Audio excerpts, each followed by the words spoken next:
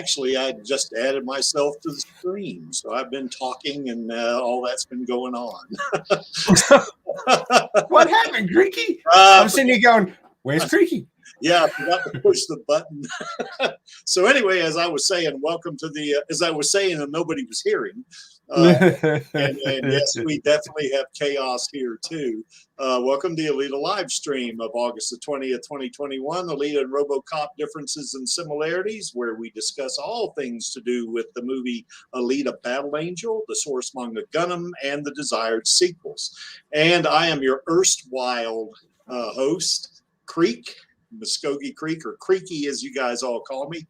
And my co-host Angelus had to go into work today, so he's not going to make it. So we'll let him slide on that one, I guess, because he's got a new job, and we're happy about that. I have two guests, and I got a couple more coming too. MaxTac Jurai. Maxie is from Sydney and New South Wales, Australia. How's it going there, Maxie? Well, that's not entirely accurate. Oh, it isn't? No, I live 75 kilometers north of Sydney. Oh.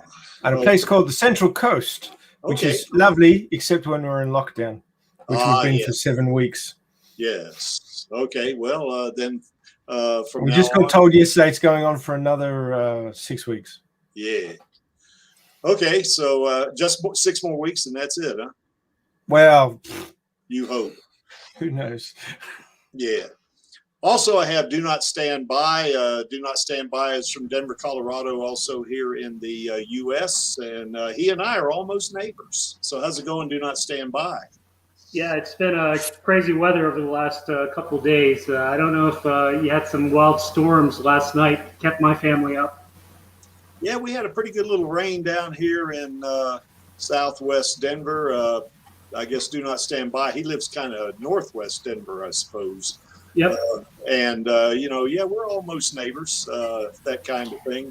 Another thing, a problem we've been having here in Denver, of course, is in western U.S., we have a lot of wildfires, and there's been a lot of smoke, and it's bad some days, and some days it's not too bad. But I guess last weekend on Sunday or Saturday, we officially had the worst air quality of any city in the world. So that was that's pretty bad right there. So, but anyway, China, that's impressive. Yeah, it is. I don't know how impressive and how much we want that, right? Do not stand by. We don't really want that. Yeah, I didn't know what was happening, and I was outside playing basketball for a couple hours. Hopefully, that didn't mess up my lungs too badly. Yeah. Did you find it difficult after a while to keep playing? No, I was okay, but it might have just been the way the air currents were, and it was just where I happened to be. It wasn't too bad, but I couldn't see the mountains. It was so smoky. And we just got joined by Den. Den's from Tampa, Florida, here in the U.S. How's it going, Den? How's it going? Real good, real good. Yeah, we got a couple other folks that are coming on too, I guess. I invited Splash Bang because Robocop is one of his favorite movies. So I thought I'd invite him, and I invited Kunstler 99 also. So anyway, he generally comes on later. Although I think he may have said last week he was going to be off, but that might be next weekend. So I don't know. So how's it going, Dan? What you been up to, man? Same old. Nothing different. Getting that new laptop on Sunday. Yeah, I can't wait. Honestly, I really can't. Tired of using this old shit. Yeah. So you've been wearing Goku's training shirt, boots, and wrist cuffs, have you, to your training? Honestly, I used to do that when I was a kid, and we got the modern equivalent, which is the weight vest. So but no, I've not been wearing those. Not recently. Yeah. So anyway, I guess unless you guys have anything earth-shattering to bring up, we don't usually do the news here because that's something that we kind of let Radio Chaos do, and they're better at it than we are anyway. They're more organized, I would say. Yes, Maxie, you are more organized. So, so anyway. Well, it's kind of interesting that you say that because it's your erstwhile co-host who's not here today, who usually does the news. So Yeah, that's right. That's right. Well, anyway, he like to say he's got that job, got that new job, and I'm happy for him on that one too, because I think he was. no, he's getting time and a half. He's like, yeah, I got to take this one. Oh yeah, he does. I don't blame him one bit. So anyway, okay. Well, anyway, getting right into it, I guess. You know, and I'm not going to spend a lot of time here. You guys have seen this slide a dozen times at least. But Alita's real strong, real durable, heals fast, super duper speed. You know, in her Imaginos body. Very fast reflexes and stamina. As you can see, she's really old despite being a teenager. And of course, she can subconsciously self-modify, and that's part of her healing, of course. And she's definitely got that plasma weapon, which makes her really a potent opponent, you know, for anyone who wants to try to take her on. That Panzer Kunst also does that. And certainly that perseverance and determination. I think we've all talked about this. This is the quality I think I like about her the most, you know, that how she, you know, how she will just do whatever it takes, you know, to meet the objective. You know, I mean, that's a really positive thing about her as a character. So, and I know you guys have talked about Alita a lot, but any other thoughts about her on this one? Woo. Ben, you're doing a video on Alita and Goku, aren't you? I mean, or you will be when you get that laptop, I guess. Yeah, but it's about a different subject. Yeah, he's filming their wedding. Contrast. Aren't you the videographer at the wedding? That was that's already made canon. To be honest, all right. With you. It's canon with Kishiro. But no, it's a very different video. It's more, I guess, about I guess the writing style, less comparing and contrasting their abilities, more of what I like about the personalities. I don't know if people have noticed. I don't really make videos about things I hate, and not even necessarily comparing and contrasting in specific ways like power scaling or writing, because I'm not a writer. I'll leave that to Max. It's more just videos about things I like and why I like them, and that's really what this video is going to be about. Cool. Oh, by the way, speaking of videos, Creaky has been on a tear lately on videos. But anyway, today I just before the stream here, I uploaded another video, and it's you know, kind of a confrontational video between Alita and Thanos. Now it's not a full out fight, you know, it's a very short video. It's about a minute long, but it basically what it is, you know, how those two, how they would confront each other just before a fight, you know, and I really enjoyed making it quite a bit. So anyway, you can go check that out. I am going to do a video, you know, of how they would do in a fight, you know, with each other. And you know, you'll have, you know, I'm not going to, I won't give away too much here, but I'm going to compare them on different levels. You know, with Alita with her doll body, her berserker body, and her Imaginos 2.1 body, and then of course Thanos just as himself, and then Thanos with the Power Stone, and then Thanos with all the stones. So, you know, I've been kind of doing some research on it too, and it's the outcome is surprising actually. So anyway, but. Anyway, y'all be on the lookout for that one. I'll probably upload that sometime next week. So anyway, kind of got off topic there a little bit, but yeah, Alita's our girl. She's, you know, she's really potent, and, you know, military training. We've been over all that, so we don't have to really hit that too hard. Now, Robocop, this is something we have never talked about. Now, there's been about 4 different movies, animation, TV series, that kind of stuff on this guy. He's similar in some ways to Alita. He's definitely a total replacement cyborg, or pretty close. I guess he's I guess probably more like Cyborg in the DCEU. He's still got his torso, and he's, you know, he's still got, I think, both his legs. But you know, at one point, you know, he was actually killed, you know, and then of course revived and that kind of thing. He is really strong. Now, I don't believe he's as strong as Alita. We don't have a lot to go on there in the the movie. I've only seen 2 movies of RoboCop, and I don't remember much. I saw the first and second movie. I don't remember much about the second movie. I remember the first movie pretty well, but yeah, you probably don't want to remember much about the second movie, mate. It kind of went downhill, kind of like The Matrix, you know? Yeah, exactly. Yeah, and that's it's a sequel, but it's not a great sequel. So. Yeah, and Max, I was trying to be kind a little bit there, but yeah, it was. Yeah, it's. Well, it's another one of those rating things. They tried to turn RoboCop into a kid show, and it just wasn't meant for it, and it didn't work. Yeah, exactly.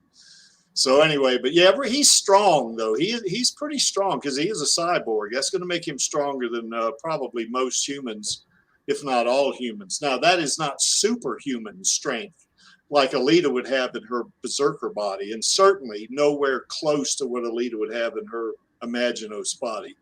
He's really durable. As a matter of fact, his armor that you see here is probably, I would say his armor is a little tougher than Alita's in terms of, her versus her berserker body. He seems to be equipped more for durability than speed. Now, he's not really fast.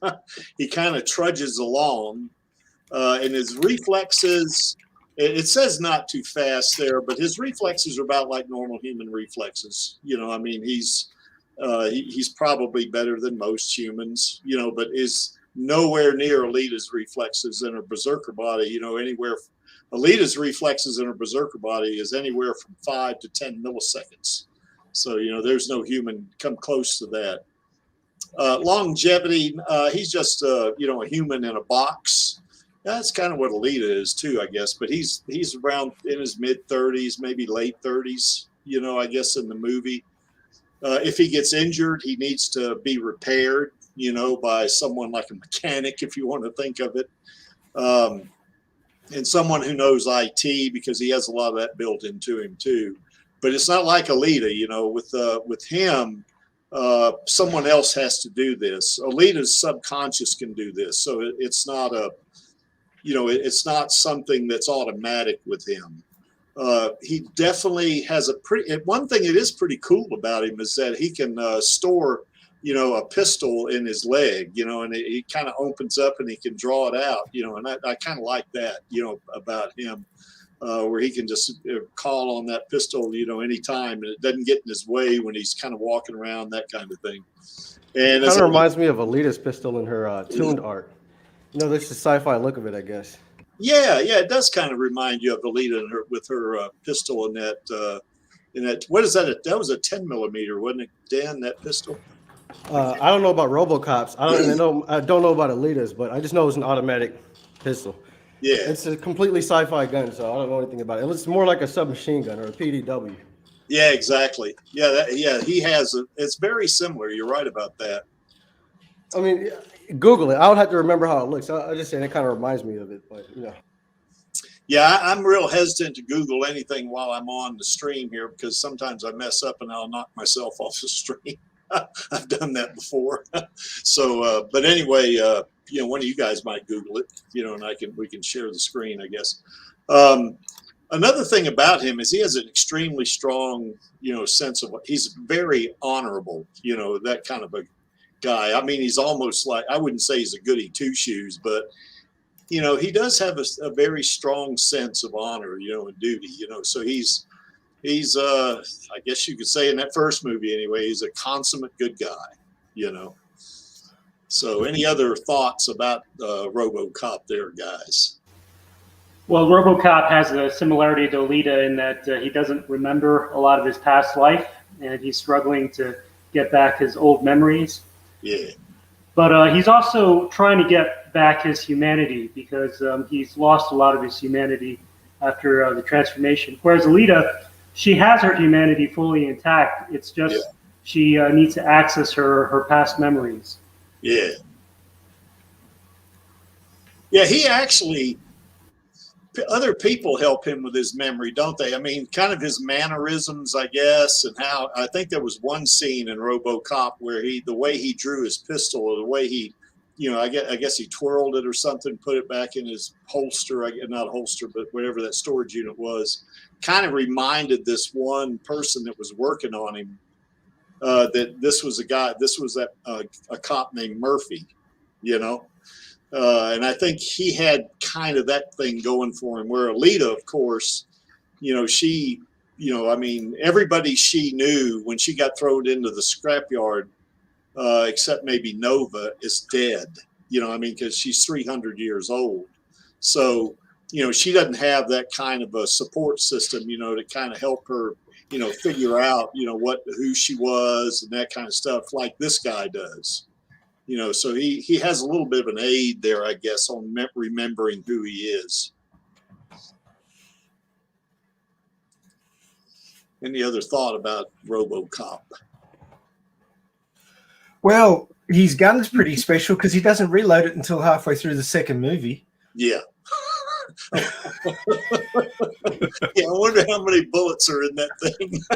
Well, it's got it's an fully automatic, so he holds his finger down and goes brrr, so it must have a lot of bullets in it. Yeah.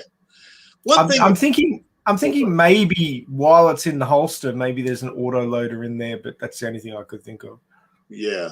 I don't know. That'd be a stretch, I think.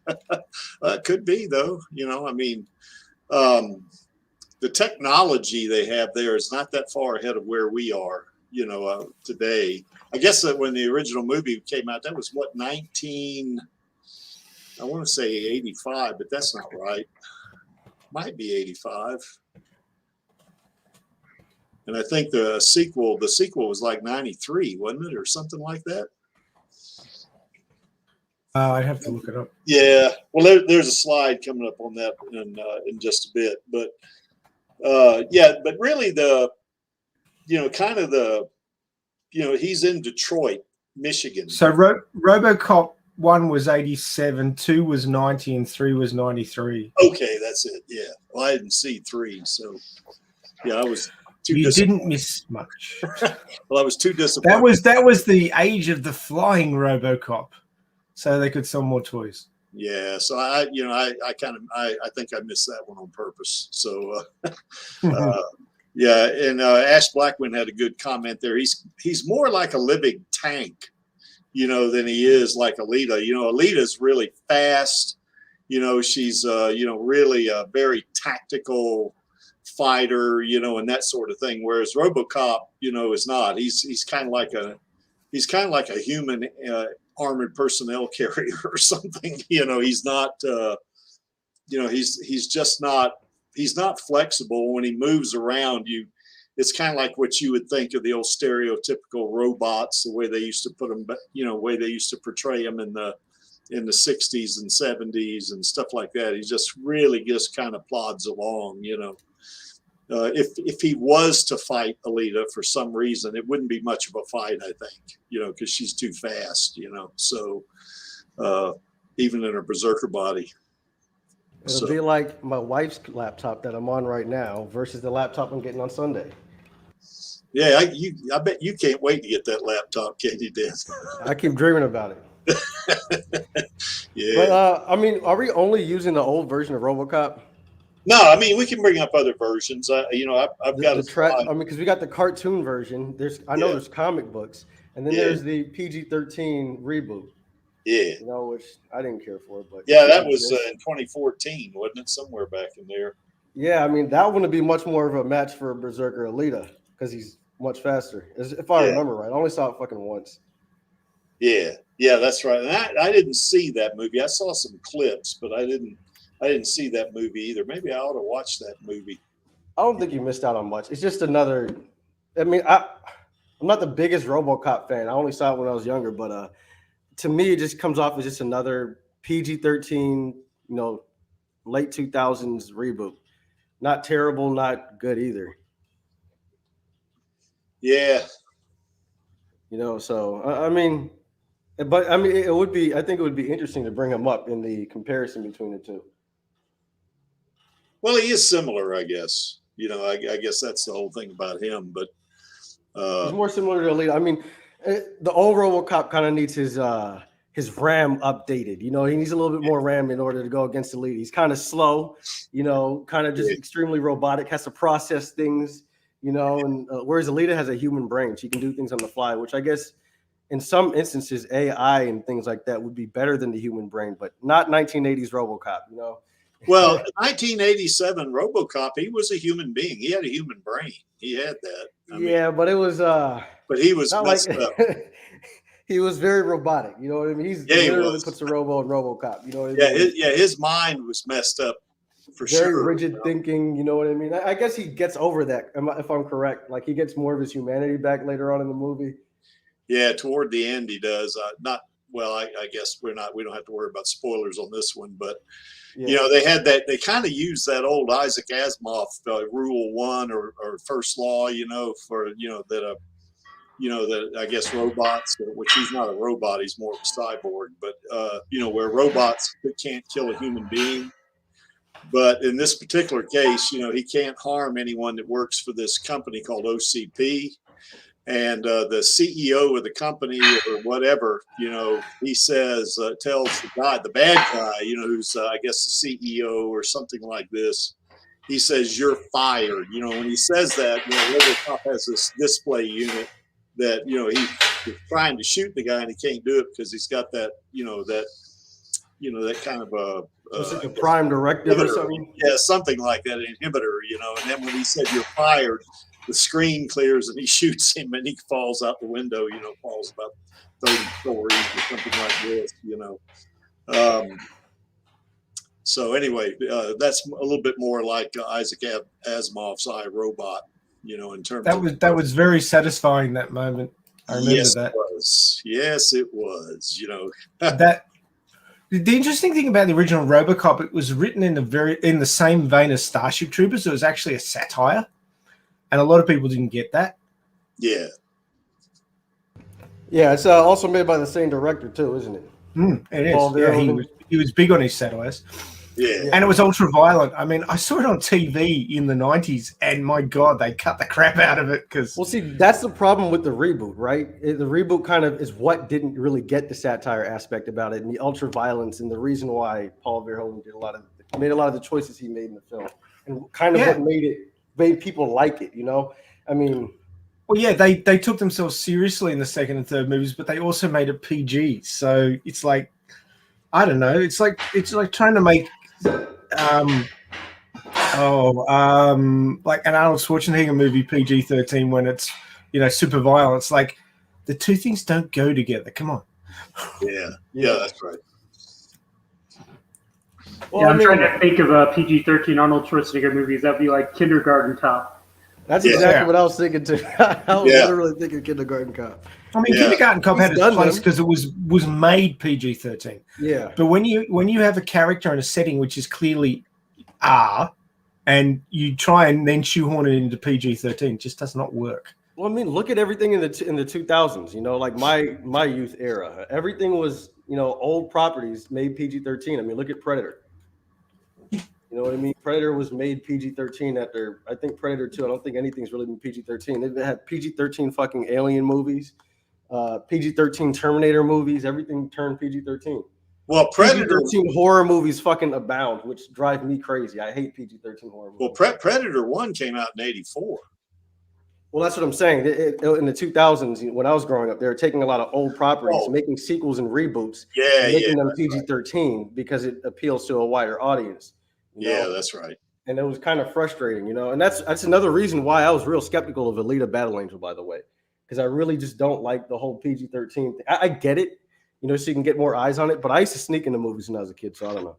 But yeah, I get why they do it. You know what I mean? And I know, and Alita was actually a hard PG-13, which I did appreciate, and I praised it for on my old videos. But yeah, I don't know. That was another reason why I was skeptical of the film, because we talked about with RoboCop, you know, they had their PG-13 remake, and like you said, like 2014 or something like that. And I get violence isn't what makes a movie. You know what I mean? There are PG-13 horror and action movies that I like that are good, but I don't know. It just kind of takes away from some of the identity of the film, in my opinion.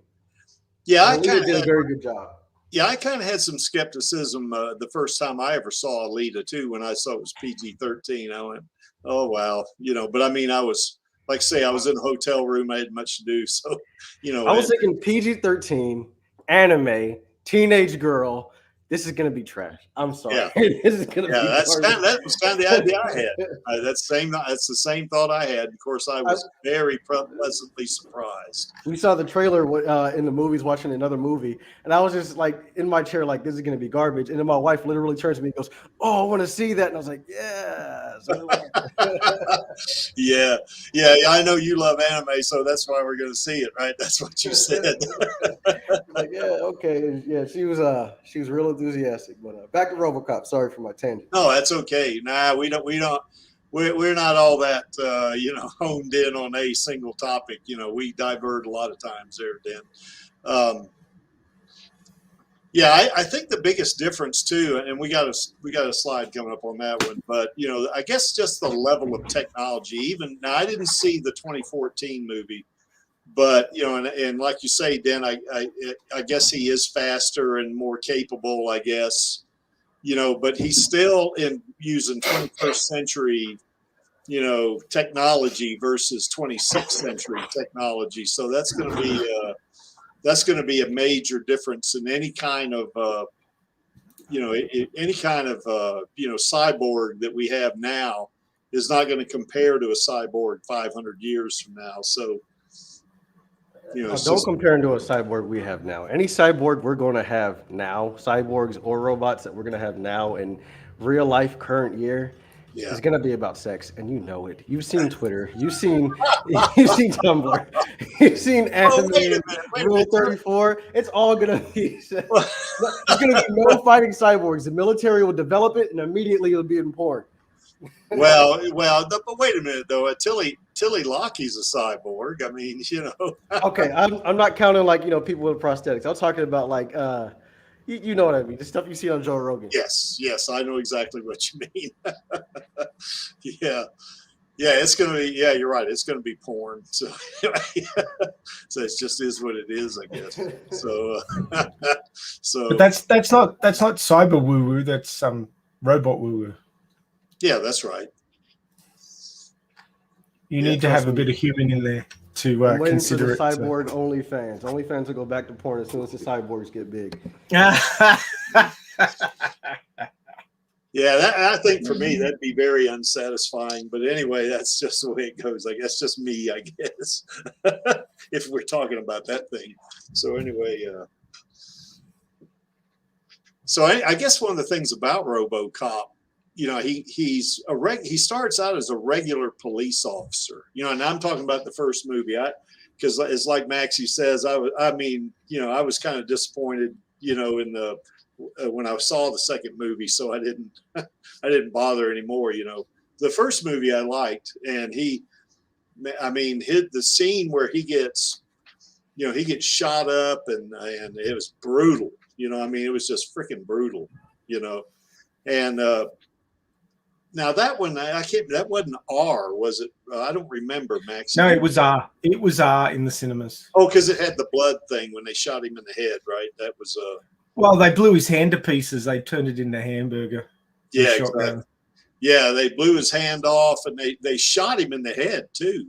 Because they had a scene where well, I don't want to get too graphic here, but his part of his skull was gone, stuff like this. And they repaired him, I guess. Finestro says Robo Pineapple, so that's good, Finestro. We put that on pizza, I guess. So anyway, Robo Pizza. Yeah, that's right. So, but anyway, he gets all shot to hell and everything, and then he gets basically, I guess installed or transplanted or whatever you want to call it into this tank looking thing, So, he. I kind of like that. That was kind of similar to Alita, really, because she got, depending on which version you kind of follow, whether she got thrown out of Zalem into the trash pile or the scrap yard, or gets thrown out of Jeru, ends up in the scrap yard, whatever. It's a long way to fall, So anyway, she she basically doesn't get killed that time, though. I don't, if I'm correct about that, Maxie, I'm not sure, but she definitely gets, you know, kind of put into what you would think of as a coma, I guess. Whereas, you know, this guy Murphy here, who's the cop, he actually is killed, but they revived him. So, you know, so that's a pretty cool thing, and they didn't have Nova there to help him either. So.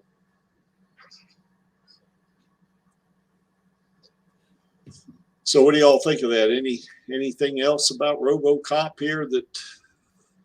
Well, one thing that I would bring up is that RoboCop was an experiment, and as is shown in the second movie, that he was a bit of an outlier because they tried it with other guys and they all went insane.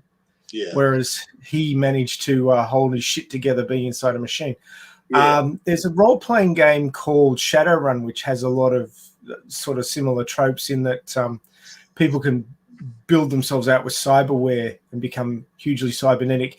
But the more metal or machine you put into the flesh, the more of humanity you lose. And it gets to a certain point where you've lost so much humanity that you no longer think like a human anymore.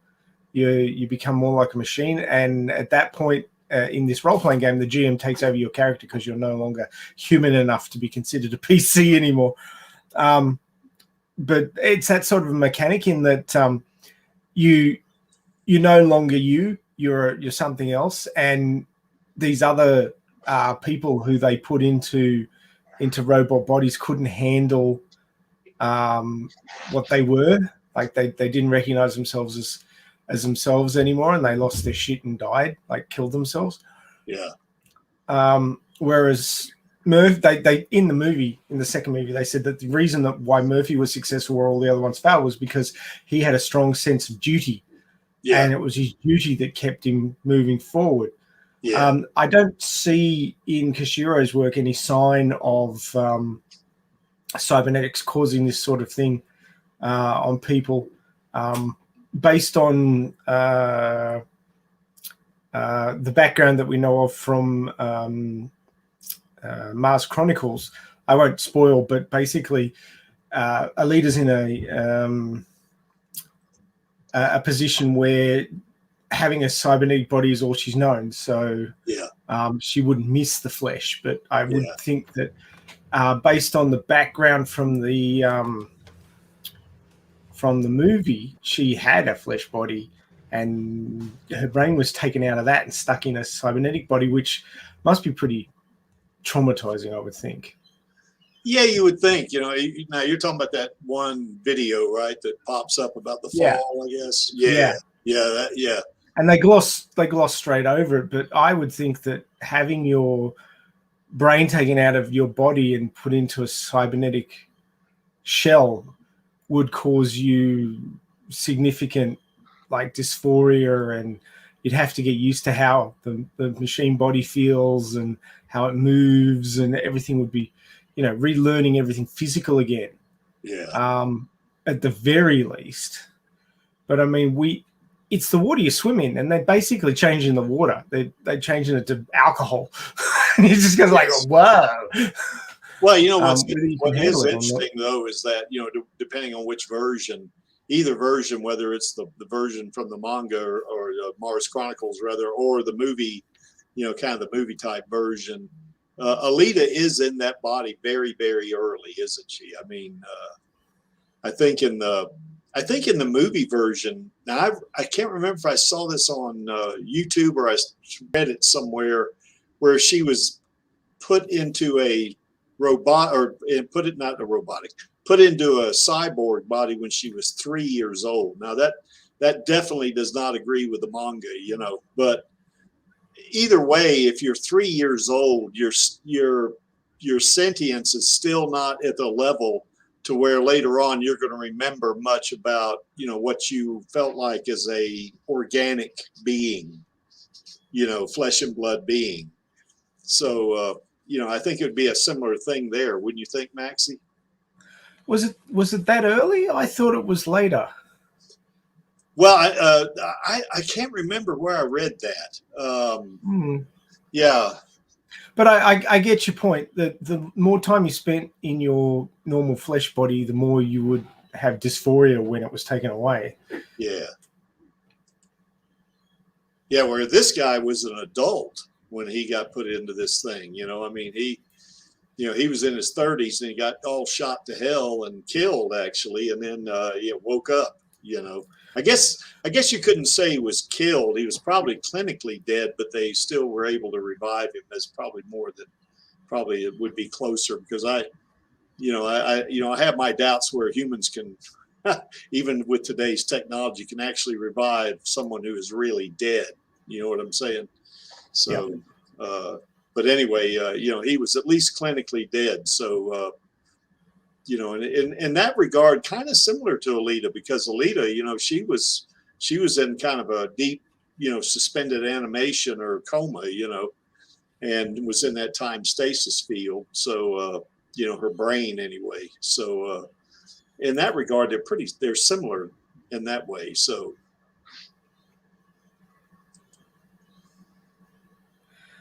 Yeah. Whereas you could almost call this a medical prosthetic, because his body was pretty mashed up. He was never going to get normal control over it again. He was missing limbs and hands, and he was shot in the head, so there was some brain damage. And he did actually have brain augmentation. You can tell that by the controls that were put over him by OCP with his maintain the public trust, uphold the law. Yes. Which worked for him, because that was part of his duty. That's kind of why I think that's one of the reasons why he worked and the other ones didn't, because the other ones were actually criminals, and they were trying to change the way they did things, turn them from criminals who were selfish and did whatever they wanted to policemen with duty, and it didn't mesh. Which might have been part of the reasons that they were all failures. Yeah.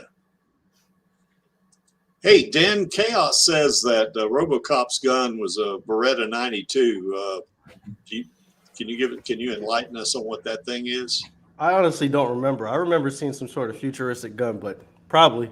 I mean, Beretta 92s are fucking spammed in Hollywood. They think that that's what everybody fucking owns and uses. So, very, very likely. Yeah, well, it's like he points out, it's a 9mm. So, what's that? That's about maybe a 357 or something like that, equivalent. Not equivalent. I mean, it's the same diameter. Yeah, 9mm and 357 are the same diameter, but they're not the same round at all. Yeah.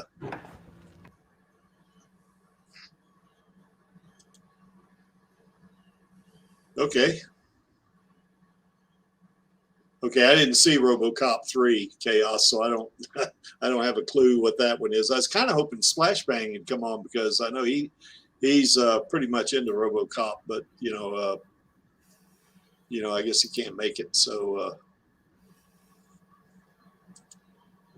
and that's just a little more information there. So, okay. So anyway, I think we hit him hard enough. Now here's a little bit about the two movies.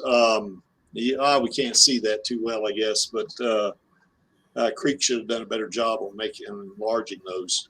So anyway, but basically, one thing that really,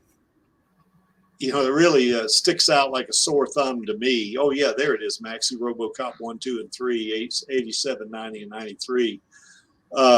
Robocop 1 did pretty well, didn't it, in the theaters? But 2 and 3 didn't do so well.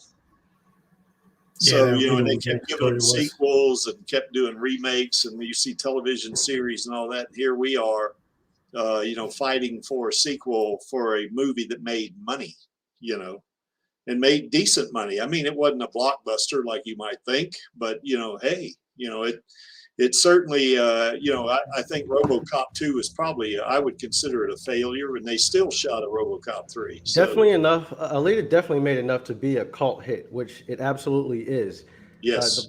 The problem is just like I said, it's just the politics of Hollywood right now. You know what I mean? Everything that's going on with the Disney and Fox merger. You know, like I brought up before, you saw The Empty Man. What happened to that movie? It literally got buried. You know, they just dumped the trailer on YouTube a week before the film came out in theaters, and then they didn't even do anything with it. Still haven't given it a physical release, which I remember back in 2019, the whole meme was, when is Alita going to come out on Blu-ray? Because it took a long time to come out. At least as far as I know, you know, because I've never really tracked the movie from theater to Blu-ray, kind of just let it come out. But yeah, it's mostly those kind of, you know, the politics between Disney and all its mergers and everything it's buying, and just the fact that they really don't see a use for Alita right now. So, you know, the money it's made, in any other circumstance, we would have gotten a sequel announcement by now, I think. Yeah, fucking Spy Kids has a sequel, okay? Shark Boy and Lava Girl had a fucking sequel. Has anyone here seen Shark Boy and fucking Lava Girl? Same director, by the way. No. Nobody's seen it. Probably half of you haven't even heard of Shark Boy and Lava Girl. And Max, I knew about it. Max, you have a kid. You've not even seen Shark Boy and Lava Girl with your kid. He doesn't like the look of it. He thinks it looks silly. It does. A lot of Rodriguez's kid movies look silly. I guess they're meant to look like cartoons. You know what I mean? But yeah, those movies got sequels. So in any other circumstance, Alita would have had a sequel. It's just Disney is Disney. You know, be mad at them. Well, I kind of like Maxie's theory on this. I think if rather Avatar blows it out of the water, that thing grosses $1 billion or something like that, I think we will see an Alita sequel pretty soon after that. So I don't know much about film, movies, and those processes, but in my opinion, I don't think Avatar has anything to do with it, to be honest with you. I don't think that Avatar doing well. I think Avatar doing well would do well for Avatar. Because, I mean, James Cameron wants to make 30 of them. He wants to make basically a mini-series with 3-hour films. So I think Avatar is going to do well for Avatar. I mean, that worked for James Cameron back when he was a young director. You know, doing the Terminator doing well helped him with Aliens, and Aliens doing well helped him make the Terminator 2. But that's because no one knew him. He didn't have a reputation. But now he's got his reputation. I think it's on the big corporations, to be honest with you. You know, it's kind of ironic because Alita, the setting has a lot to do with corporations being authoritarian, and look what situation the film ends up in. And actually, that's what Robocop's a lot about too. You know, big corporation. That's what the setting is too. Yeah. So, and now look where the film is in development hell. Well, not even development hell. Just they're keeping a close eye on it just in case. That's where I think it is. They're keeping a close eye on it just in case they don't want to give it to anyone, because if it becomes something lucrative to them or useful to them, they can't give it up. At the same time, they don't want to drop because they want to focus on Black Widow 2 or whatever the fuck they're going to make next. Shang-Chi. Oh, no, there's no more Black Widows. No. I doubt it. Black Widows out of here. There won't be any more Black Widows. Enough dollar signs, trust me, there will be a Black Widow 70. It has to be a lot. It would. I mean, money talks for these. Well, money kind of talks for these people. And then if you can get some sort of, I don't know, messaging into it or some shit, there will be another Black Widow. I don't know. I honestly don't know. These are just my opinions. I don't know. I think Disney's has a pretty big grudge right now against Scarlett Johansson, you know, because of that lawsuit. Oh shit, yeah. Yeah, it's going to be difficult. Maybe because it's not so personal and Disney's a corporation, you know. There's someone who makes decisions might not even give a fuck about that, or who knows. Or at the same time, Disney is very driven by weird things, you know what I mean? So you could also be right. I don't know. Who knows? Well, how about the possibility that Disney just loses so much money that it has to sell its property, and it ends up selling Alita to somebody else?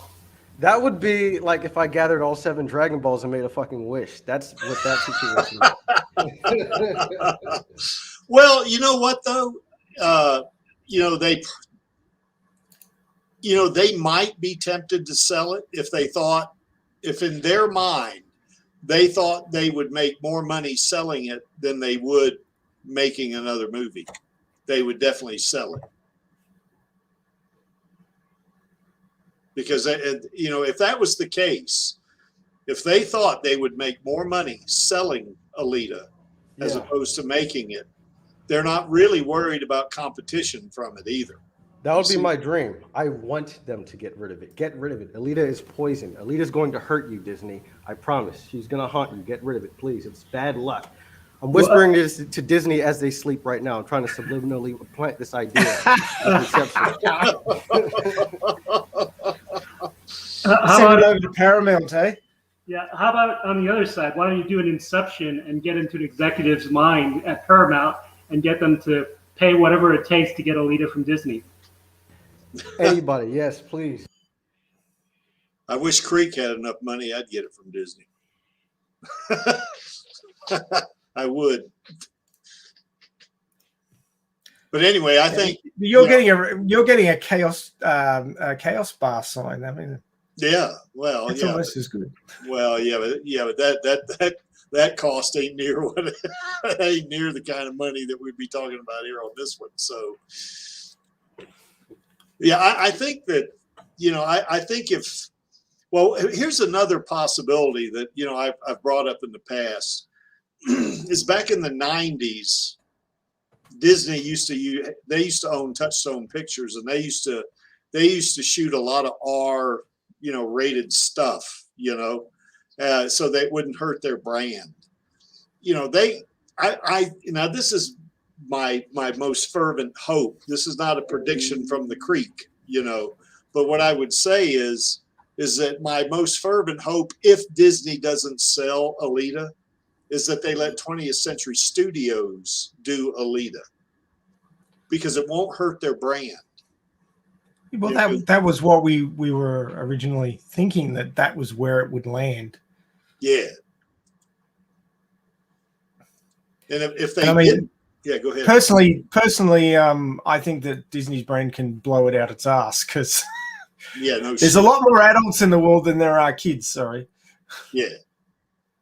Yeah, well, that's right. And well, when you think PG-13, if you go down to that level, that increases the audience. But if you do an R, that's still a lot of people, because there's a lot of adults. Yeah, exactly.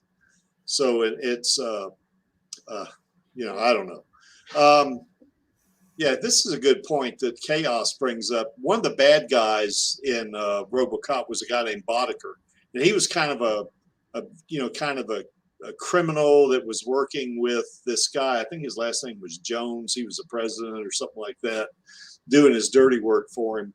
That would be similar to, say, like Vector and Nova, type thing. It was kind of a similar setup there for those two, where the president of the company, had more power, but he used this criminal gang member, to kind of do his dirty work for him, I guess. So anyway, yeah, he did play in that 70s show. There's no doubt about it. So yeah, he was pretty good in that. I didn't see too many episodes of that, but I was waiting for him to say, "I'll buy that for $1" in 70s show." That would have been cool. But anyway, I would, I still, here's Creek's most fondest wish, if Disney does not sell the property, is that Avatar makes big bucks. They say, okay, we're going to let 20th Century Studios do Alita. And of course, Cameron would say, well, I'm too busy with Avatar. So hopefully he would go back to Rodriguez and say, are you up for another Alita movie? And I think Rodriguez would jump at it myself. So that's what I'd kind of like to see. Or I wouldn't mind if Disney sold Alita to somebody like Universal Studios, let's say, and let them, or Paramount. Remember there was that big push last year for Paramount. You remember that, Maxie? Oh, yeah. That maybe that they buy the rights to Alita, and then they do the sequel. I think if Paramount did this, I think it would be more of I think we'd get that R-rated Alita. I think that sequel. Yeah, Paramount isn't afraid to limit the audience to make a better movie. Yeah. Whereas Disney's all about, oh, you got to get all the teens in, you got to get everybody. It's got to be maximized, and therefore we don't care what the creatives want. We'll just just mush it. Yeah. Well, they're worried about the Pisses me brand. off. So yeah. The brand can go screw it. Yeah, I Be agree. true to the friggin' story. Not everything has to be for kids. Jesus. Yeah, exactly. Grow Well, up. that's why they quite literally. Well, that's why they Kids can are gonna let watch 20th it anyway, Century Studios do it. He's got a point. Kids are gonna watch it anyway. Yeah. When I saw Terminator and Aliens as a child, and it's because my parents bought tickets for me to go with them to watch these movies, so it wasn't all just sneaking in. I mean, they still got money from my attendance, even though it was R. So I don't know. Well, Do Not Stand By. Your daughter watched Alita, right? How old is she? Is she like 13 or? Yeah, she's 13 now, but when she watched it, she was 10. So I think that because Alita was such an impressive movie. Disney says that's illegal. She is 3 years too young. We need to take your money back from Disney right now. Yeah. But I think since a lot of kids and teens saw the first movie, I think they'd be willing to see the rated R version of a sequel.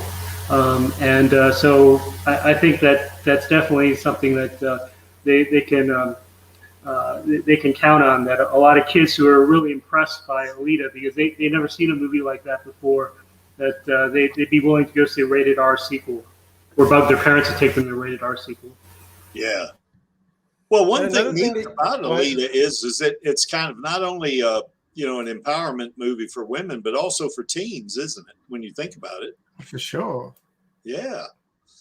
I mean, gosh, they're speaking to two audiences right there. You'd think they'd jump at it, but anyway, that's just Creek, I guess. Maybe we ought to shoot a fan sequel. Maybe that's what it ought to be. I tell you, the thought's there, but the ability is not. Yeah. I want to see Dizzy play Alita in our fan film. I think it'd be perfect. Dizzy play Alita. No, Dan. That would ruin it for me. Are you doubting his ability? I am.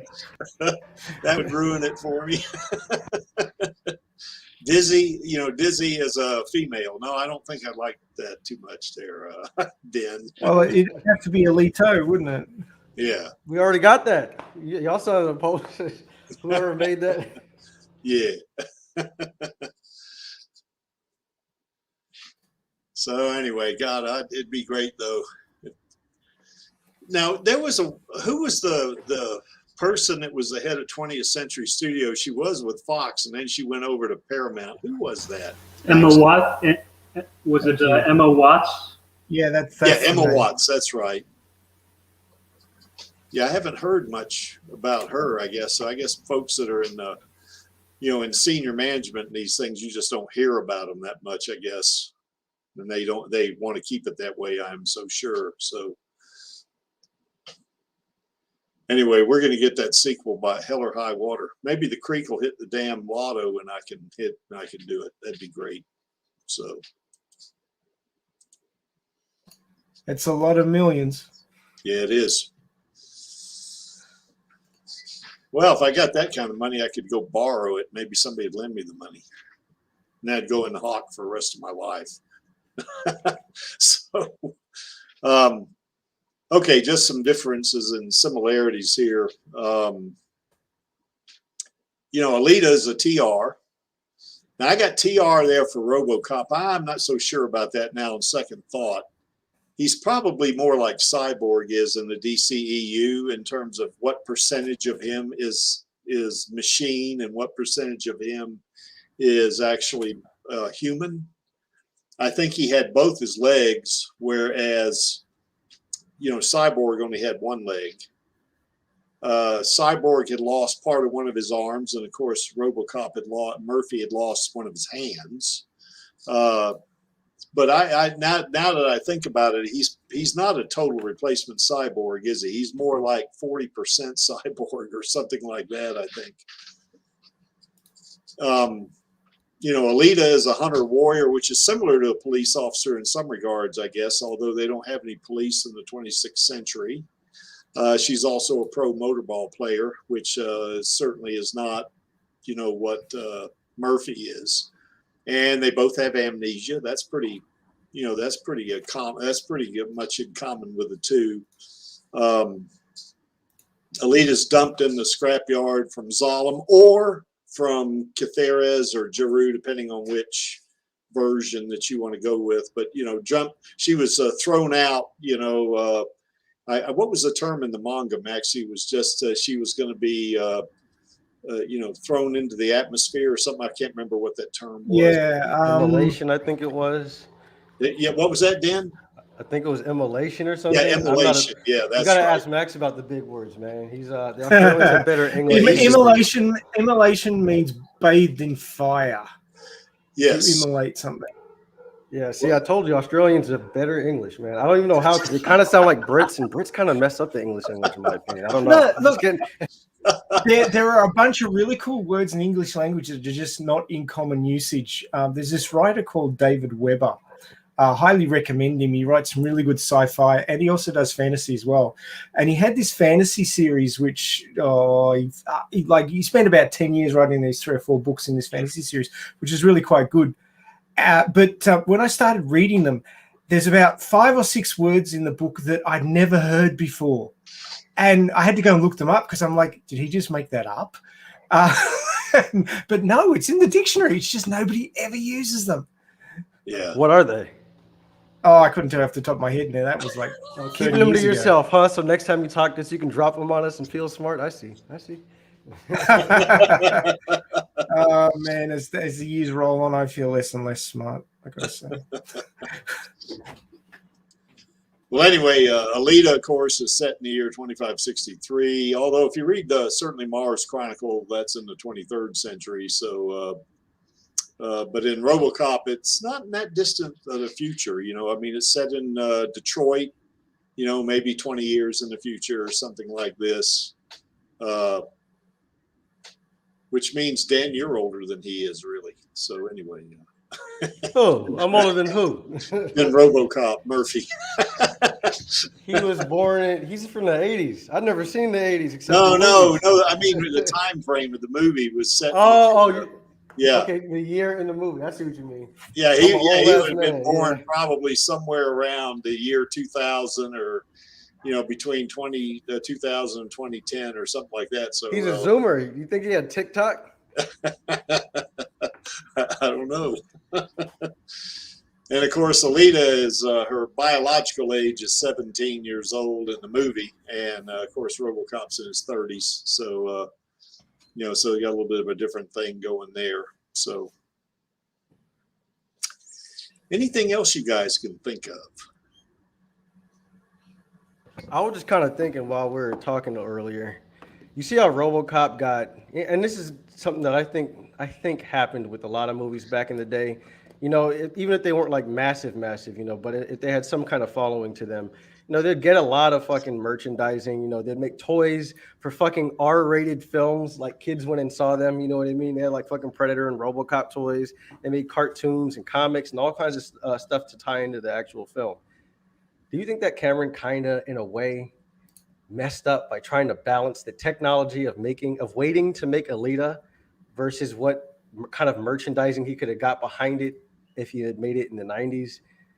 Like, do you think that was a good trade-off? Having like a very lifelike Alita versus having what could have been a full-out franchise back in the day.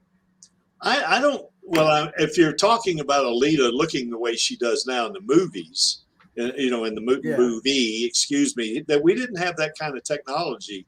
No, I mean, she would have been like just a girl. She would have just been straight up Rosa. You know what I mean? Rosa could have been. Yeah, in other words, they wouldn't have had to do all that. Rosa wasn't a thing then either. We wouldn't have got Rosa. Yeah. Well, you know what I mean. Like she would have been fucking what's her face, Linda Hamilton. You know what I mean? Or Vasquez, whoever she was. But we wouldn't have had the technology to make the film that we had today. But with the trade-off, because of the I guess the time of the 90s, we probably would have had a lot more going for a franchise. I mean, they tried, honestly, back in the 90s. They kind of give a half-ass try to making Alita a thing. But, what do you think about that? Well, it wasn't the 90s, it was the early noughties, because he didn't get the rights until 99 and they needed a bit of time to work it up. Yeah. So I thought he had gotten the rights in like the mid-90s, like not too long after the first few books came out. No, it was just after Titanic, which was late 90s. Yeah, you're right. Okay. Because I remember an interview with Kishiro where they asked him if he would want an anime or something like that, and he didn't really. He was kind of dismissive about them making an anime, but he really wanted James Cameron to make a movie. And I thought that was very prophetic of him. But yeah. But so maybe that's what confused me about when it was. But I don't know. I just think that if this film was made in the 90s, of course, it wouldn't have been the same. You know, we wouldn't have had the groundbreaking visual effects and stuff like that, and Junkie XL soundtrack and all that. But we probably would have gotten a franchise out of it. And if we had a franchise come out of it, who knows what could have came with the sequels, you know? Well, what if James Cameron picked Alita over Avatar, and it was Alita? Oh God, that would be like if I gathered the Dragon Balls a second time and got another one. I would definitely wish. Yeah, the Dragon Balls from Namek after you got the ones from Earth, right? The more powerful ones, yes. I would have definitely wished for that. I'm not a big fan of Avatar, guys. I'm sorry. I'm not going to hide that. I honestly think that he's making a mistake by putting all of his weight towards an Avatar franchise.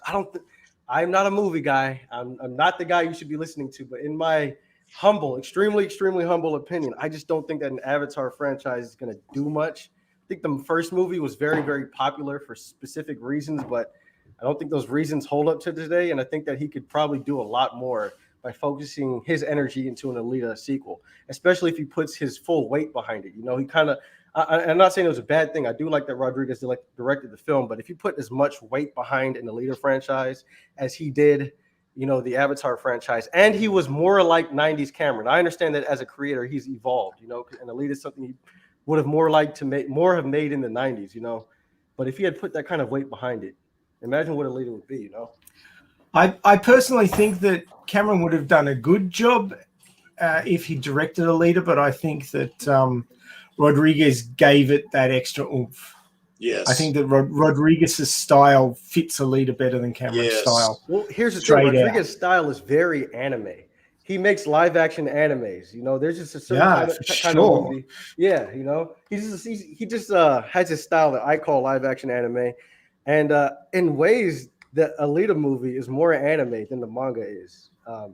That's an opinion I've had for a while, you know. But I don't know. I do like that Rodriguez was in it, but I mean, imagine 90s James Cameron putting his weight behind Alita. I think it could have been as big as Terminator. You know what I mean? Honestly, I think that would have been a more natural evolution than Terminator 3 would have been for a somewhat loose tie-in. You know what I mean?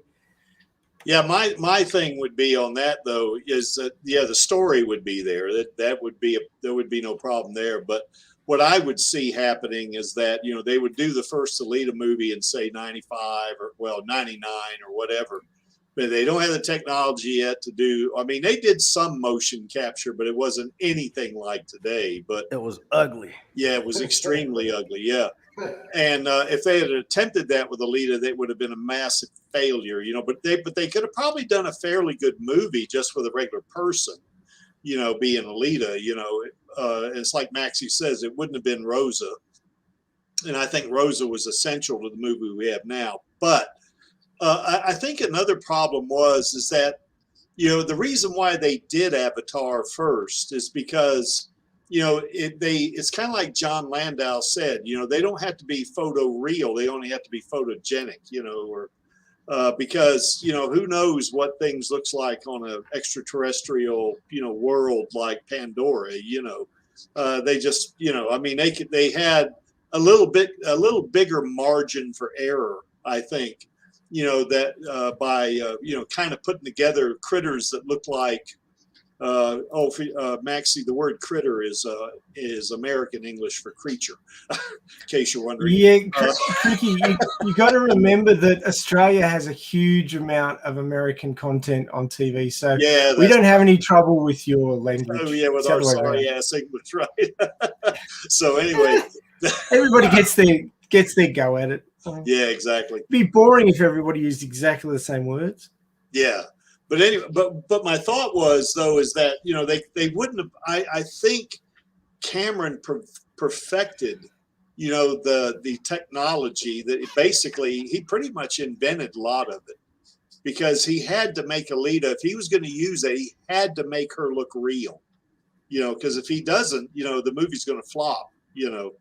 And of course, the haters would have been, it had been 10 times as many haters, you know, as we got today. So, yes, Finestro, you're absolutely right. I am a critter. There's no doubt about it. So anyway,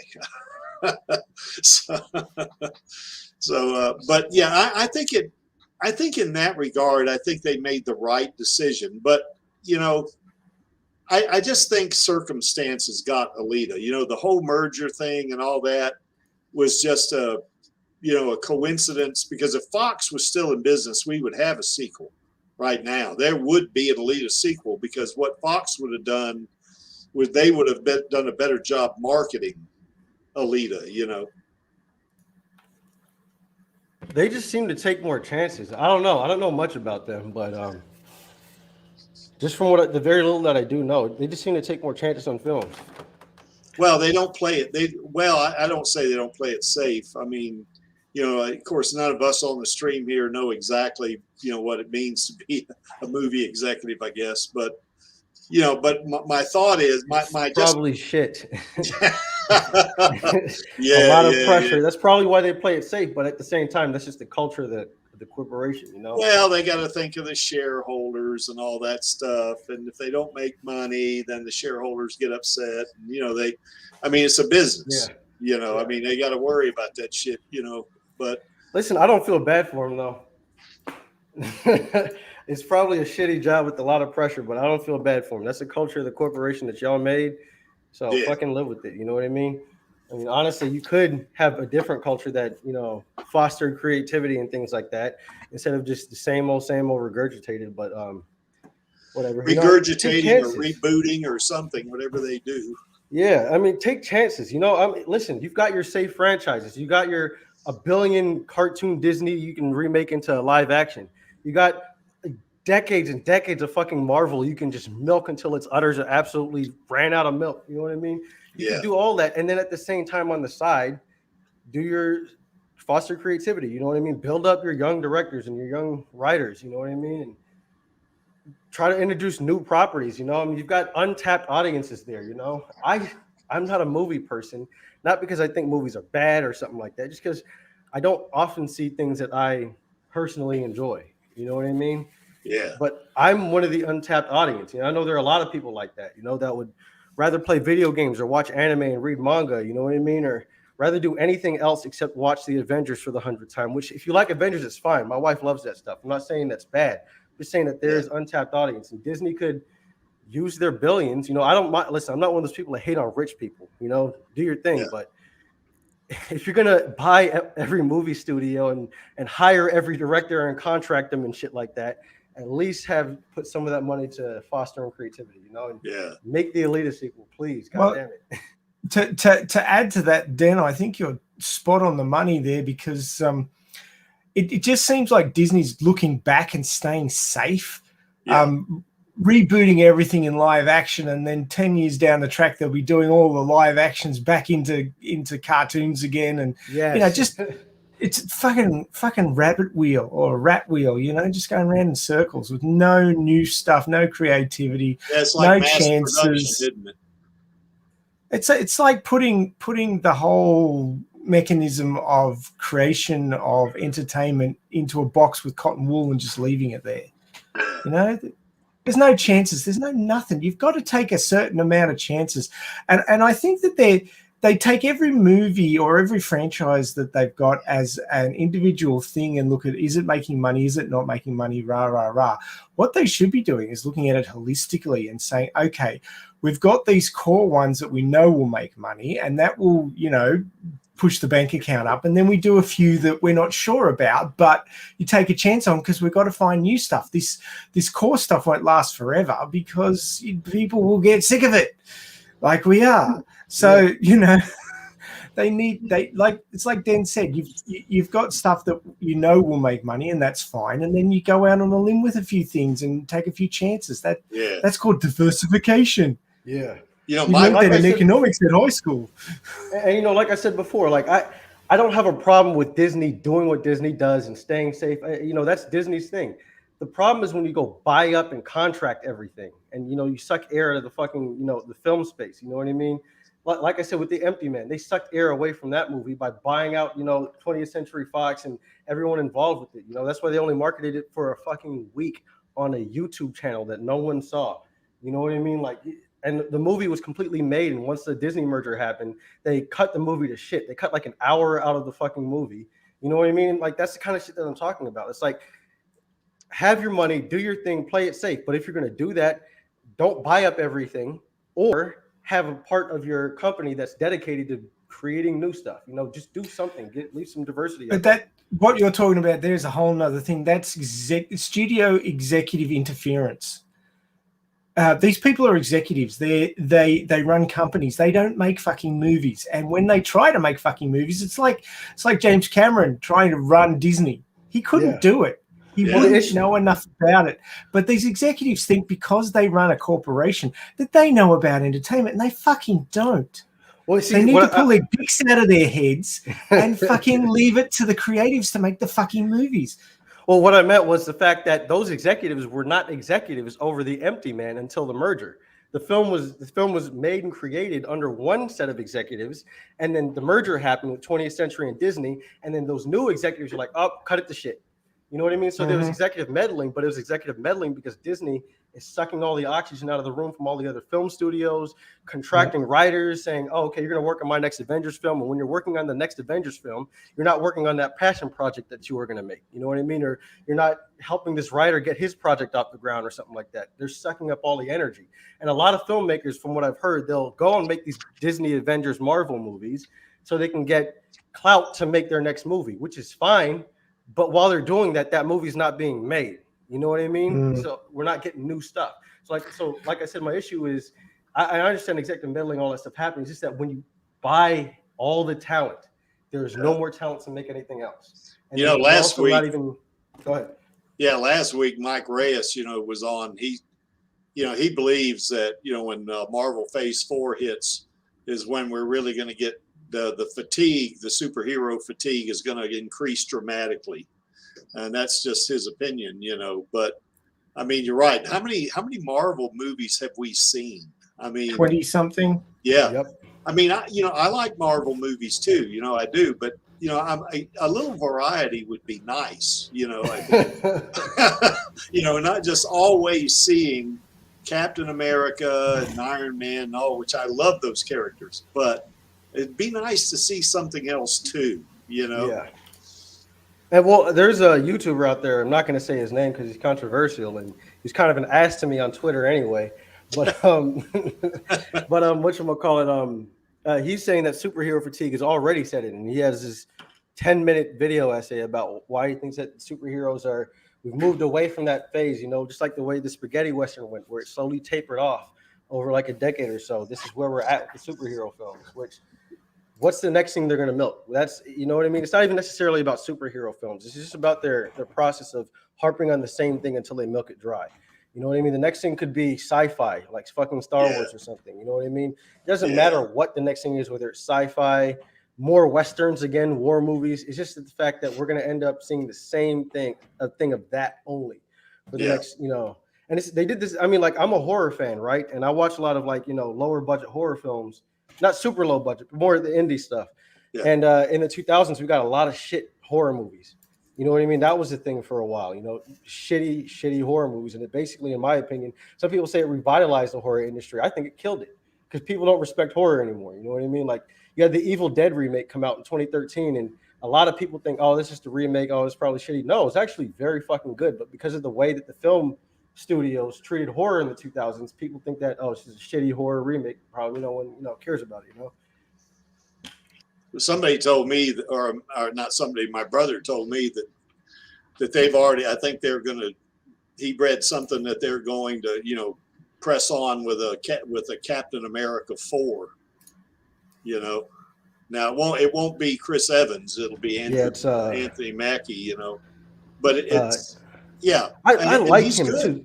Oh, I like him, but I don't like his character.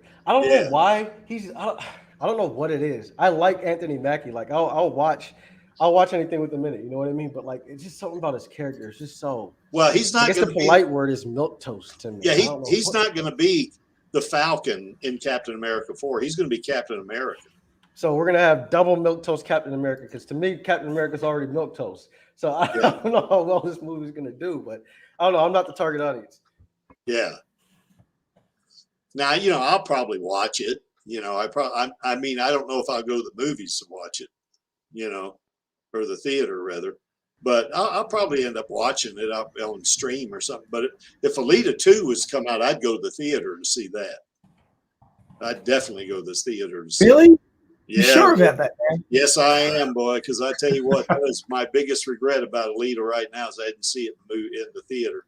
Oh, I saw it on pre-release, man. That Saturday night was the most amazing thing. Oh, I bet. In 3D. I guess the only thing that I have. Oh yeah. The only thing that makes me kind of helps me a little bit in that is that when I saw that thing in 3D at DoNotStandBy's house, man, that they're kind of, that kind of quelled the pain a little bit, or the how would you say the guilt, for not going to see it, in the theater, because I tell you in 3D, Alita is freaking awesome. I mean, it is tremendous. I mean, of course I've watched it 30 times anyway, but in 3D, holy I missed out on that. It's almost like watching another movie, I mean, because it's like looking at out a window, I purposely skipped out on the 3D for the early part of its run because I didn't really like 3D. You know what I mean? I just didn't really care for it. I didn't think it would be that special. I thought it'd be just another 3D film. And then once I got on Twitter and started talking to the Alita Army guys, they're like, no, this is like special 3D and all that shit. Yeah. By that time, I was convinced to go see it in 3D. The 3D was no longer in the theaters, So. Yeah. Oh man. So. Yeah, Avatar in 3D. That was what brought the audiences. That's why Avatar did as well as it did. A lot of it was because of the novelty of 3D, but people didn't really get on the 3D train because there weren't a lot of great 3D movies after Avatar. But Alita is that 3D movie, and that's part of the tragedy that people didn't see Alita in 3D because it's better than Avatar in 3D. I think so. Yeah. And that goes back to what I was saying just like 2 minutes ago with the film industry milking shit. Because think about it. Every fucking movie was 3D, whether it needed to be or not. Like Piranha 3D and fucking like this fucking John Wayne Western movie from the 1970s now in 3D. You know what I mean? Like all kinds of shit in 3D back in the day. Shit, and it was like really shitty 3D. And so that's why I thought Alita was going to be like, you know what I mean? When it came to 3D, this is just another one of those unnecessarily 3D movies. I'll skip it, save $3 on my fucking ticket, and then go get a beer instead. And I kind of regret that now. You know what I mean? The oversaturation kind of swayed my decision to go just to the regular version of the film. And, now I wish I'd seen it. So now Den and I have something in common. Den regrets not seeing Alita in 3D, and I regret not seeing Alita in the theater when it came out. That's not something I missed out on. I saw it in the theater, but I might have had a better experience because, like I said before, I had these two older, larger black women right behind us that didn't shut up for the entire movie, but it was in a good way. I don't know, like something about their commentary was perfect. I would pay for a Blu-ray disc with their commentary on the film. It was just so great. Like, one thing I remember them saying was at the motorball scene, when she has the skates on and she gets up and skates away. No, it was way after that. It was when after Hugo got stabbed and she was carrying him and they're like, oh, she still got the little skates on. Oh, I don't know why. It was just so fucking funny.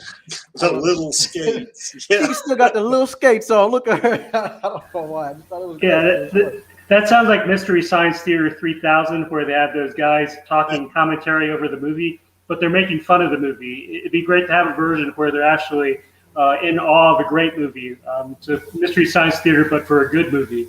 Yeah, I'll tell you, I would hire them. It was great. Usually I get mad at people talking through the film, but that was good. Your own built-in commentary in the theater.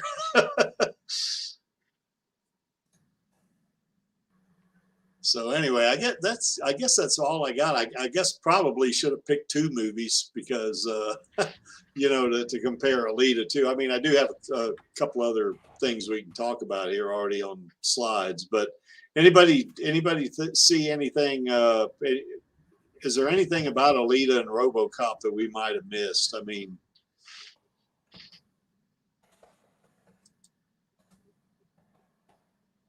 But we can move on, I mean, if we have. Who do you think is cuter, Alita or RoboCop? Like, who would win that contest? Oh, cute? Are you kidding me?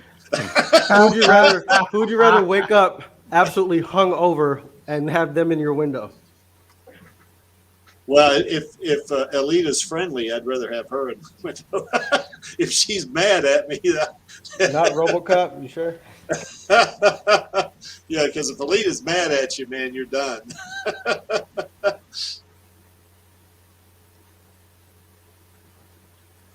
What's the line? Some guys would be nervous about being around a girl like you. Yeah, why is that? Or you could rip your arm off and beat him to death with the wet end. Yeah, that's right. Well, then don't piss me off. Yeah. Max, do you think that's a manga reference to when she ripped that actual crackhead's arm off? Yeah. It's also a reference to where she rips the arm off the motorball cyborg and kills the other one with it. Yeah. Is that what? Oh yeah. I didn't think about that. Yeah. Go ahead. Well, I was just going to say that RoboCop is really about the satire and how funny it is, even though it's so violent. There's so much violence that some of it actually makes you laugh. But Alita is really about sincerity. It's such a sincere movie, and that's something that is so unusual today. You can't find many movies that are as sincere as Alita is.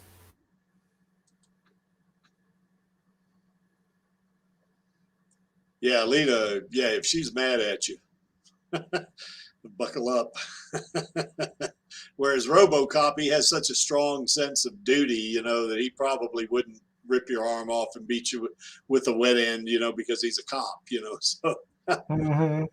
So, whereas Alita might rip your arm off and beat you with the wet end, Well, that goes to a lot of what we used to talk about with Alita, she's not a superhero. She's not Captain America, this morally white character, whereas RoboCop is, that's part of his character and what makes his character work, and Alita's a bounty hunter.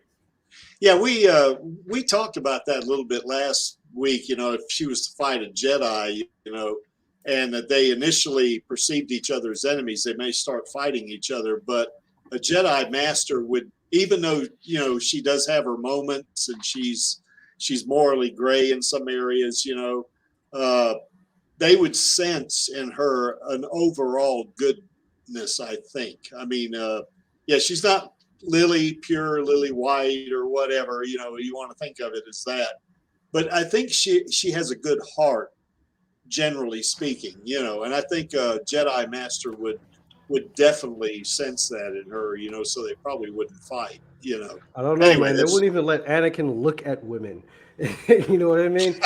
But, when it came to Alita, she's running off and defying Ito and starting fights in bars and, you know what I mean? So that would have been like a real good path to the dark side for her, Yeah. Hey, do you reckon if they castrated Anakin that things would have turned out differently?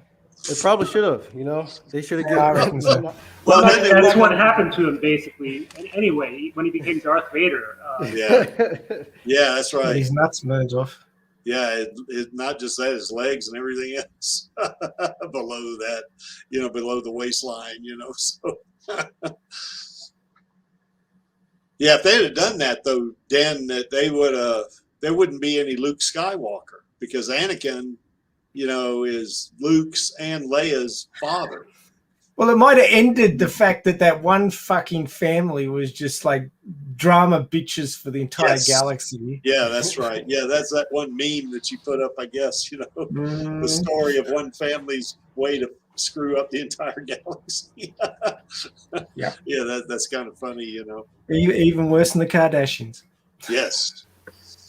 Yeah, well, I guess Alita is different in that it's not about a genetic dynasty, a family that their children basically decide the fate of the galaxy. It's about adopted families and Alita finding a new family after losing all of her previous comrades in her previous life.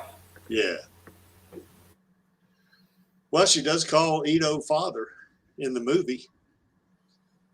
I don't recall her calling him father in the manga. Do you, Maxie or Dan? No, the dynamic was different in the manga. Yeah, in the manga, there was that sort of is there an attraction going on there, at least in one direction, or manga is it was a fatherly thing? I think it was a little bit more realistic with what I said earlier about once we get robots and cyborgs and people start making their own robots and cyborgs in this time of OnlyFans. You know what I mean? I think that's there's a little bit more realistic there. You know what I mean? Yeah. Well, a lot of people go on about how prim and proper everything should be, but deep down that there's movements in the loins. Yeah. That's why we get those Android 18 memes. Yeah. Like the one where Krillin's telling Goku, like, man, listen, it vibrates. Not going any further. Speaking of that, Dan, when are we going to see, when we do our little things, when are we going to see Android 18 break Vegeta's arm? Is that coming up pretty soon in our future on that one? Next arc, we got to establish the Super Saiyan first and why Android 18 breaking his arm is a big deal. Otherwise, it'd just be another broken arm in Dragon Ball Z. Yeah, that's right. Okay, yeah. Because that's, I mean, I saw a little bit of a clip of that, I mean, I haven't cheated now, Dan, and gone ahead and watched, watch stuff. But I did see, I might have been on YouTube, where she kicks him and breaks his arm, and he's holding his arm, The reason why it's a big deal is because, the Saiyans are this genetically superior space Spartans, and that's what I like about Dragon Ball is the fact that there's no Superman, there's no superpowers. Anything Goku can do, a regular human can learn to do, but the Saiyans were like so much better at it. They were the Spartans, because back in the day, the Spartans are very cocky. That's why they had so many enemies. And same thing for the Saiyans. And Vegeta became the legendary Super Saiyan, the thing from the 1,000 Years legend, and nothing can defeat it. And then a girl who just got some robot parts put in her comes and breaks his fucking arm and walks away laughing, basically. And he's like, wait, the 1,000-year legend, is this a lie? This thing that I've been raised to believe my entire life? Like, is this bullshit? Like, what is this? That's why the broken arm means so much, So basically where we're at right now is building up the Super Saiyan, and then you're going to see Android 18 kind of take that down just with one kick. And then you're going to see Vegeta go through one of his very many existential crises in the show. Ash Blackman has had a good observation about this. Is that he's saying it looks like Robocop is kind of barefoot, kind of like Hugo was when he went up the supply tube. I didn't notice that. I don't think it looks exactly the same. I mean, Robocop's foot looks more like a robot foot. Hugo got castrated just like Anakin did. So anyway, but that's a good point, though.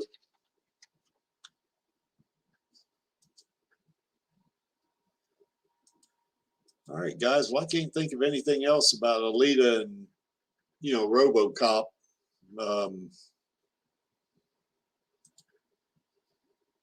Do we want to talk anything else about Alita herself? I mean, I could talk about Alita forever.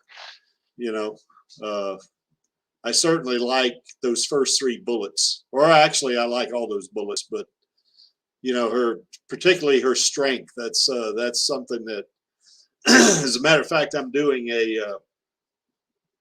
I'm going to be doing a video on her versus Thanos, and I'm sure I'm going to piss off some MCU guys, by just comparing them, because I think the main thing about Alita is that when you look at her, you just tend to think of as a teenage girl, you forgetting that she's got that cyborg body, and that cyborg body is potent, So, I think that, in my opinion, if Thanos was to fight Alita in her Imaginos 2.1 body, he's going to be up against it.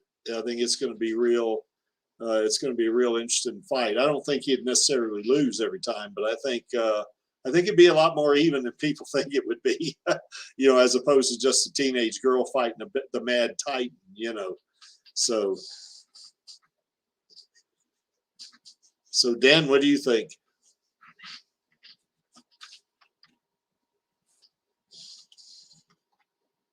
Dan, are you there? He may have wandered off. Yeah, he may have. Well, I'll say that I'd love to see Robert Rodriguez's take on Alita and her homogeneous body. And, Oh, God, to yes. see what Robert Rodriguez does with the action sequences showing off her incredible speed. I really would want him to have that opportunity. Yeah, that to me, that'd be a God, man.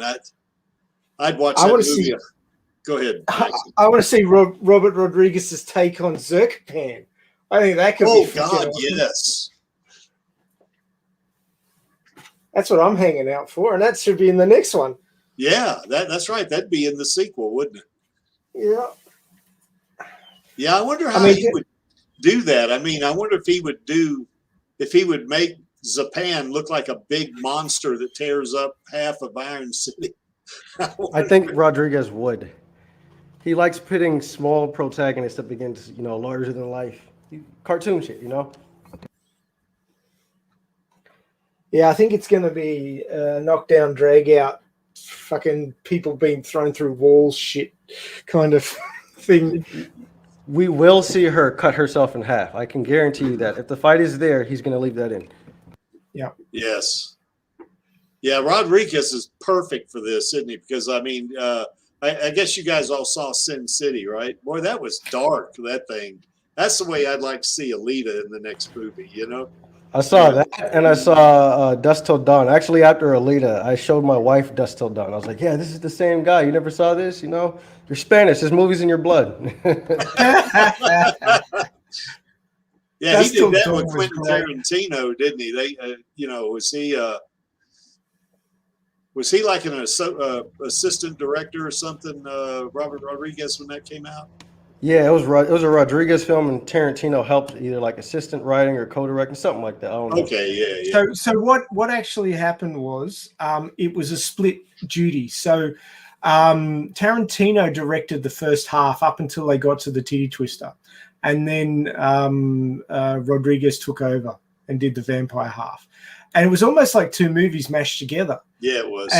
I remember going to the cinema and watching it, and I'm like watching the first part going, this is boring. Fuck, why would I want to watch this fucking? And my friend was going, no, I saw this the other night. You've got to keep watching. It gets really good. And I'm like, you better get really good. And then they get to the titty twister, and I'm like, oh fuck, here we go. Yeah. My wife was literally like, it's just Pulp Fiction, because she loves Pulp Fiction. And I was like, yes, just wait though. Just wait. It takes a left turn at Albuquerque, as I keep saying. Do people in Australia know where Albuquerque is? Well, the left turn at Albuquerque is from Bugs Bunny, and Albuquerque is basically everywhere in Australia that isn't Sydney. No, that's the outback. But it's a Bugs Bunny comment. Oh, I think I took the wrong turn at Albuquerque. Took a left turn. Yeah. But if you're my vintage, you know all about Bugs Bunny. But I feel sorry for the poor bastards now. All they've got fucking Teen Titans and all that crap. Well, they do have a new Space Jam movie coming out. No, listen, that's not my Space Jam, okay? Yeah, I don't know what you guys did to Space Jam, but that's not it. Fuck LeBron James. But Teen Titans, I didn't watch it. Are you talking about like the Toonami one? I just know the one that's on Netflix that my son watches incessantly. Is it like the stupid cartoon one, like where it's funny? Okay, there was another one that was more like the 90s Batman. Now, I didn't watch it, and I am kind of sad that I didn't watch it growing up. Because when Teen Titans was on, I was in high school, and no, I don't watch cartoons, blah, blah, blah. But my wife watched it a lot, and I watched a few episodes with her, and it looked pretty fucking good, actually. Like, I like Cyborg in that. Cyborg from Justice League, right? Yeah, he's in that, and he's not a bad character. You know what I mean? It's it looks pretty good, honestly. Yeah. I don't know about the other one. I don't know what the fuck that is, but at least when I was younger, there was you don't want to know. It's just stupid. They seem to do I that get a with few lot chuckles of out of cartoons. it, but in general, it just melts my brain cells. Yeah. What happened to the cool cartoons of the 90s? I don't know. I'm old. Listen, guys, I am a boomer. Just to let you know, I'm older than Max and Gary combined. Dan, you are no damn boomer now. I'm telling you. Yeah. Anybody that's 30 years old is not a boomer. I'm Gary multiplied by Max. That's what I am. But Wow, I feel sorry for you. I do feel sorry listen, for you. I'm holding my back right now, bent over. Okay. But no, I mean, honestly, I just feel like there's a lot more cartoons focused on cool, back then. So I don't know. It's just my opinion. A lot more funny stuff, it looks like these days. Goofy shit. Yeah, I guess. Oh gosh, man, I tell you what, I want to lead a sequel so bad I can't stand it. But I guess that's why I keep doing all this stuff. Have you finished reading my fanfic yet? No, I started 5 and haven't gotten back to it. So, but I will. I promise I will do it. Hell, I hadn't even started reading Volume 7 of Mars Chronicles yet. What? I got that 2 weeks ago, and I haven't read it yet. Well, maybe you should reduce the number of Alita videos you do this week and get some reading time in. Yeah, probably so. Yeah. Good God, what's going on, Dan? You moving? Sorry, I forgot to mute my microphone. Sounds like you're moving. Moving stuff into the truck or something. Well, I saw a comment from Finestro about what's the difference between cyborgs, robots, and androids. This is something I keep seeing come up on Twitter all the time. People are still confused about it. In my mind, cyborgs, they're human at heart. Robots aren't human at all. And androids are robots that are made to seem like humans, but they're not human. So is that a good? Well, an android is also, they're kind of anthropomorphized. Whereas a robot can be anything that's kind of system oriented that performs tasks, and it could be nothing more than like the robotics in an assembly line in a factory. That's a robot, but it doesn't look anything like a human. Whereas an android does at least mimic what a human looks like, say, or something like that. But the way I think of cyborgs is they are a marriage between human and machine. That's kind of the way I see cyborgs. And at that point, it's just a question of it to what degree. Someone like Alita, who's a total replacement cyborg, she's like 90, 99 or 97% plus, machine, and 3% minus, human. Whereas an android is completely a machine, And I guess, what, here's one thing that I guess we haven't discussed in the past too, is like in the Last Order, when we find out that, Alita has a brain chip. In other words, she has no human part to her in that. Could you consider her an android at that point? She's basically Cortana. She's a artificial being completely mapped perfectly from a biological brain. Yeah. But if she's, go ahead, Maxie. You were so very close. According to Google, the brain represents 2% of a person's body weight, but uses 20% of their oxygen and calories. Yeah. So she's 98% machine then. Although her skin, it may be synthetic, but I think it's still human skin. They probably grew it. Well, actually, Creaky, cybernetic components weigh more than flesh and blood. So you're probably right. It's probably around 99%. Yeah, that's probably right. Yeah, you're right about that, I think. So, yeah, she's very a minuscule part human when she's in a berserker body. Now, in her Imaginos body, particularly that 2.1 body, well, even her 1.0 body, after she gets blown to bits by the baby bomb, and then she wakes up in this new body, I would say she's android. Would you guys agree with that? I wouldn't agree. I think most androids, they start off as being android, but if you are formerly human and then you become completely mechanical, I don't see that as being an android. So in other words, what you're saying, do not stand by, is if you retain some of your humanity, even if you are a machine, you're still a cyborg. Yeah, the way I would think of it is you're still a human at heart. So it's Okay. Even if you're completely mechanical, as long as you started off as a human, then Okay. you're still a cyborg. So then, what would you consider Cortana from Halo then? Because I mean, that's where the lines get really blurred, right? I mean, she's perfectly mapped off of a human brain. Like she is a human brain and actually acts more human than the person she's mapped from. She believes she's a human. She Is she a feels clone? emotions. She's more or less like a digital clone of a person. Okay. And she's her brain acts like a human brain, except she's an AI and she's a hologram. You know what I mean? So at that point, you know, you could say she's formerly human, but I don't know.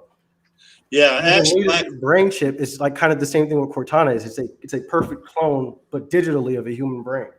yeah, well, they mapped her, even her sentience, didn't they? Yeah, Ash Blackwind's trying to get a rise out of me here by saying, "Whoa, you're heavy," because he knows what I'm going to say. He knows I'm going to say that Hugo is stupid for saying that to a girl he just meets. Ash, you know I'm going to say that. So anyway, I'll go ahead and put it out there. The fact that that Hugo didn't get punched in the mouth for that one is just Yeah. I mean, I tried that as a pickup line with my wife once. You know what I mean? Oh, Damn, you fat. And then I was sleeping with my dog for like the next 3 days. You know? Yeah. It's a wonder you're still alive. Because my dog likes me. You know what I mean? So. Yeah, I've always said Hugo was stupid for saying that to Alita. You know what I mean? Jeez, unbelievable. I think your dog must understand irony, Dan. Yeah. Well, my dog is Australian, so he's very good at sarcasm and things like that. You know, Of course. Of course.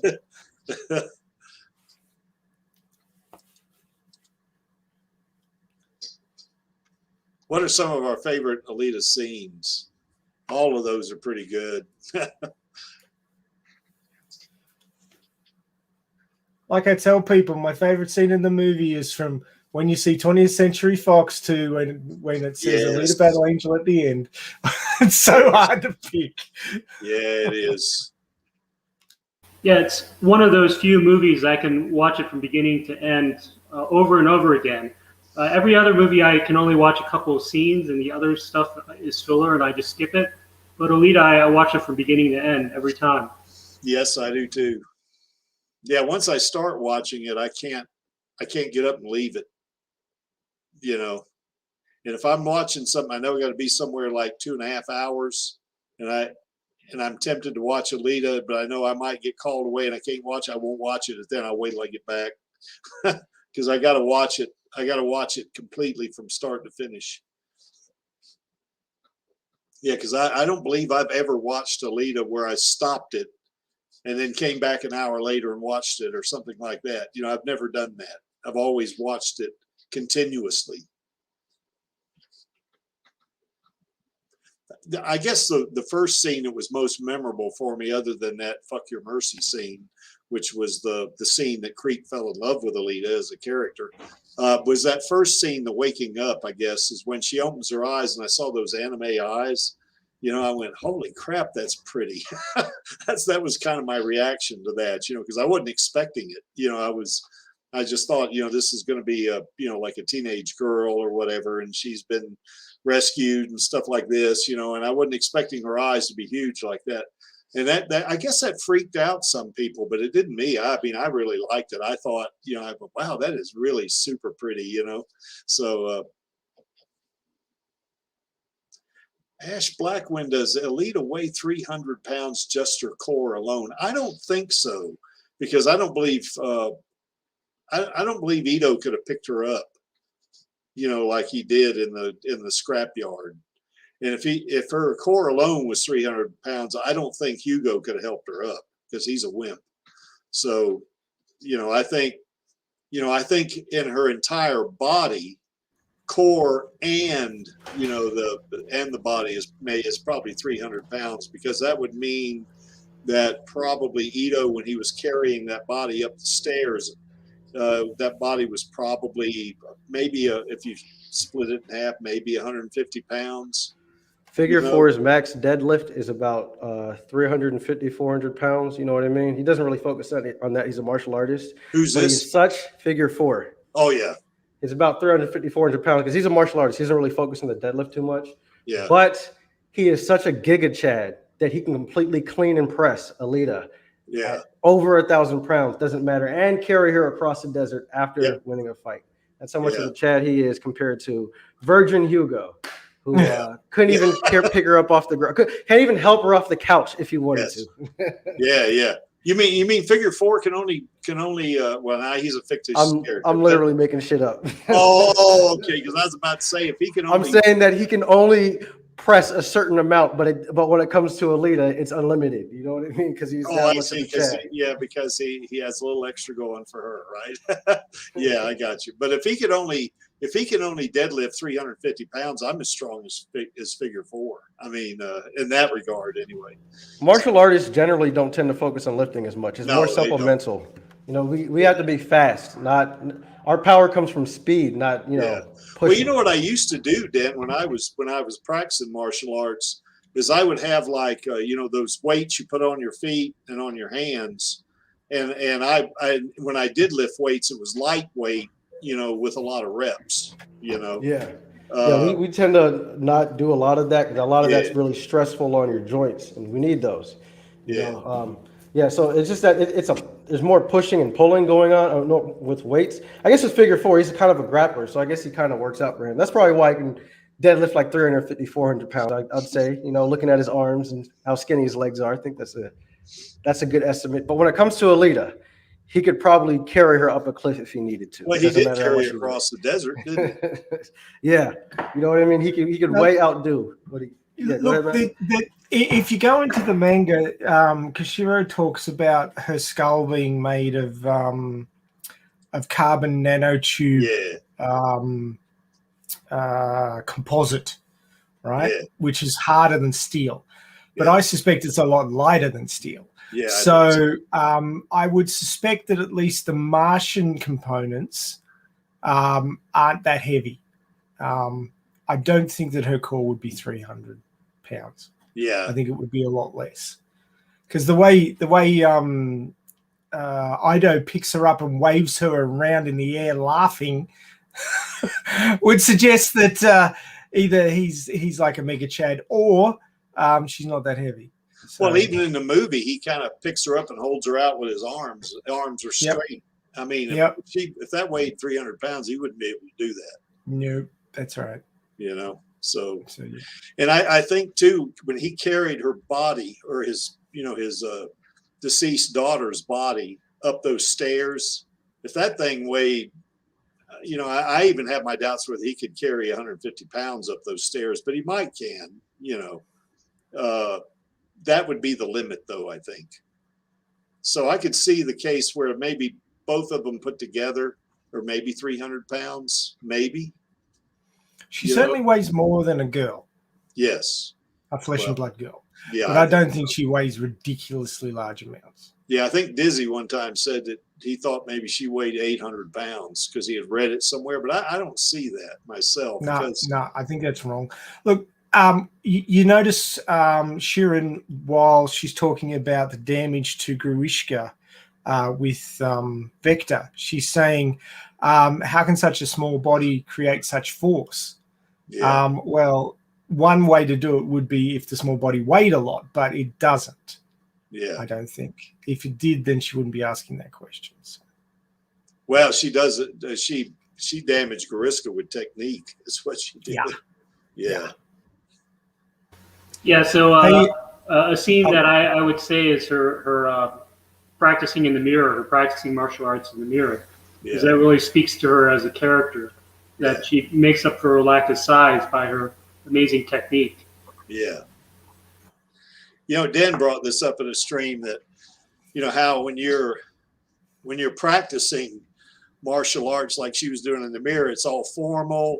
It's what we would call kata. You'd move in a prescribed way doing the techniques. But when you fight, it was, you know, like in her case, when she jumped on top of Romo, man, that was ground and pound right there. I mean, that was just brutal, you know.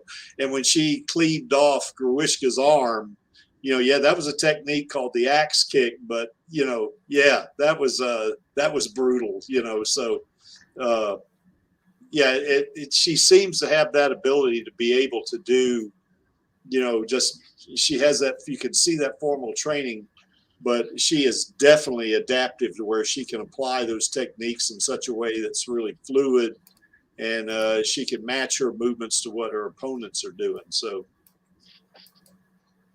Yeah, she was doing a tribute to Bruce Lee in that scene, and Bruce Lee was the one that said, "Be like water." Yes.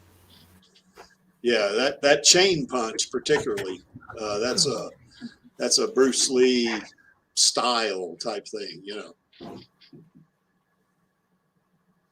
Okay, see, Sin of Sanity. Yeah, that's going back to what we were saying about Ito being able to pick her up like that. So, yeah, I don't think her core is that heavy, really. I do think Hugo's a wimp, though. I just do. So, because I know if I'd have been there, I've said this before, if I'd have been there and Alita needed to be helped up, I could help her up. I guarantee it. Okay, what are we looking at here, Maxie? Well, look at the quality TV that's going to be on free-to-air in Australia tonight. Yes. They advertised it in May and then put The Martian on instead, and I thought, you fuckers. Yeah. Wrong Martian. But, it's advertised for tonight. Free-to-air in Australia. But if you have a look at that, it's rated M, which is interesting because at the cinemas it was PG. And 2018, which is wrong because it was 2019. So there you go. Are they rating it M because of the fighting scenes and the fuck your mercy? Yeah, possibly. I'm hopeful that they don't forget your mercy and they actually do it correctly, but we'll see. Do y'all do that in Australia too, like we do it over here? Well, it depends what day it is. It's really weird. There's no sort of standardization of any of this shit. It just, I mean, you can get all sorts of weirdness. There's nothing standard. There's no, well, if it's this, then this, if it's that, then that. It's just however they're feeling on the day. I mean, but yeah, 7:30 tonight on telly. Yeah, baby. You're gonna watch it, right? Oh shit, yeah. Yeah. Yeah. Problem is I got something on at 9 p.m. and the movie will still be going. It's like, damn it. Well, you got a DVR, don't you? Well, I have 17 Blu-ray copies of this movie in my house. Well, that's right. I really need to record it. Yeah. And the ads will just be really freaking annoying. But yeah, but if you watch it on air like that, though, you're contributing to the ratings. I don't know. I don't know if they can tell how many people are tuned in because I think it's a one-way thing. So like it just gets transmitted, and I don't know that they know how many receivers are actually receiving it at the time. There might be some information coming through the DVR going back, possibly, but just if it's going straight into a TV, I couldn't see that there'd be much way of. Normally, what they do is they have. They ask people to take this box home and plug it into their system so that it records. It notifies people. It notifies them back what people are watching. But there's a lot of people who are against that these days for privacy reasons. Like they don't want people to know what they're watching. I haven't heard of anybody doing that for such a long time. So I don't know how they know who's watching what. I'd have to look into that. But yeah, I'm going to tweet this one out and chuck it on Facebook and let people know that it's happening. Yeah, I know on YouTube. I know I got, when I bought my very first Alita Blu-ray, they have that, you can actually use any streaming service and you enter a code and all that kind of. That was on, I think that was on Fox when Fox still had it, I guess. But then you could put it on whatever platform, and I put it on YouTube. And I noticed that when I'm looking at it, when I'm looking at my playlist by Alita, it says free with ads. So I'm wondering if somebody plays either the version I have on there, or say the version that's on Radio Chaos, because I put mine as the first, in my Alita movie clips. I put Alita Battle Angel as the very first, clip, and it's the whole movie. I wonder if people that go to my channel, if they click on it, they get to watch it for free. Don't know. Because it does say free with ads. I mean, that might be one way we could probably kind of push it, by tweeting and of course, anybody that would be following us, I guess, has already got about 10,000 copies of Alita. So I don't know what good that's going to be. I've got copies I haven't even opened yet. They're still I do too. Box kind of deal. Yeah, I think I got like 7. And I have one I keep in North Carolina. Just keep it there because in case I forget, and I don't bring one with me, which I don't ever now, but I kept it over there so I can watch it, because I always watch it when I go back to North Carolina. So, Yeah, but I thought this was worth mentioning. That, yes, it is. Absolutely. And I think it's still showing on free TV in Germany too, isn't it? Don't know. Finestro, just put it in the chat. Are y'all? Can you get Alita Battle Angel in Germany on the on free TV or what? You just enter that in the chat there, Finestro, if you're.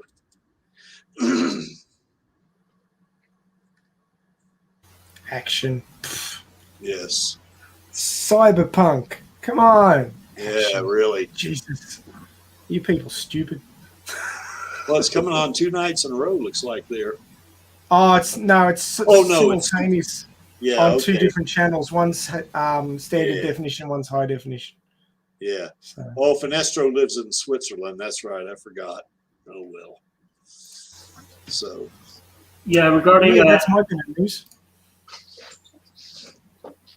Regarding Ash Blackman asking about the first axe kick and whether she got it repaired, I think it was repaired when Ito and Alita were back at the clinic, and Ito had Alita's chest plate off, and they were talking about her past. So, It is actually mentioned in the novelization that in the novelization they're always going on about servos. Yeah. But there's also some gearings in a knee that needed to be replaced because they were. Well, she had some cracked bushings too, didn't she? I think. Yeah, that's what it was. Bushings. Yeah. Yeah. Yeah, because she basically. What is her body made of, Maxie? That doll body. That to me, it almost looks like it's something similar to PVC pipe or something. That's what it looks like. I mean. Trying to remember from the novelization, some sort of kind of looks like could be some alloy of. I mean, if you look at the internal componentry, it looks almost like steampunk sort of copper or brass fittings or something. I don't know. They never really go into the details of what it's made of. You know more about what the bloody berserker body's made of than the doll body. Yes. Well, we do know what her skull's made of, so yeah. But yeah, I mean, it would all depend on what Ida had available, I guess. I mean, he spent a lot of time and a lot of care putting that body together for his daughter. Yeah. You can tell by the artwork that he put on it. And go on. Yeah, go ahead. I'm sorry. So, I would presume that if he spent a lot of time decorating it, that he would have got the best componentry and whatever was available in Iron City that he could build it out of. There is a comment from Hugo when he's looking at Alita's feet. When there's a scene where he gets some wheel feet for her to try. Yeah. Which isn't in the movie.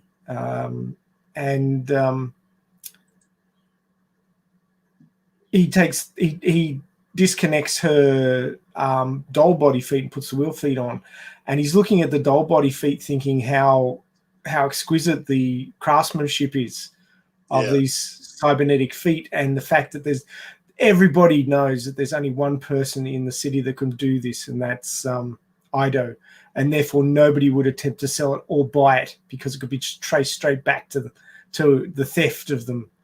Yeah, he actually stopped himself from trying to calculate how much her feet would cost, didn't he?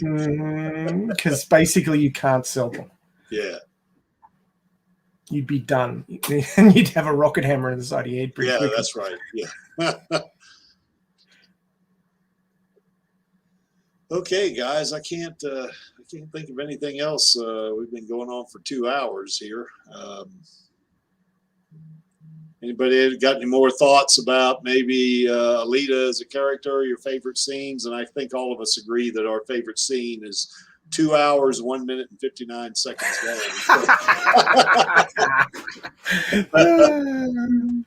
Yes. I'll tell you one scene I do not like. And it's not because I don't like the movie or anything, but I don't like the fact that Hugo is sitting down having a drink with Vector. You know, even though, you know, he knows that Vector is behind Grishka getting the grind cutters that cut Alita to bits.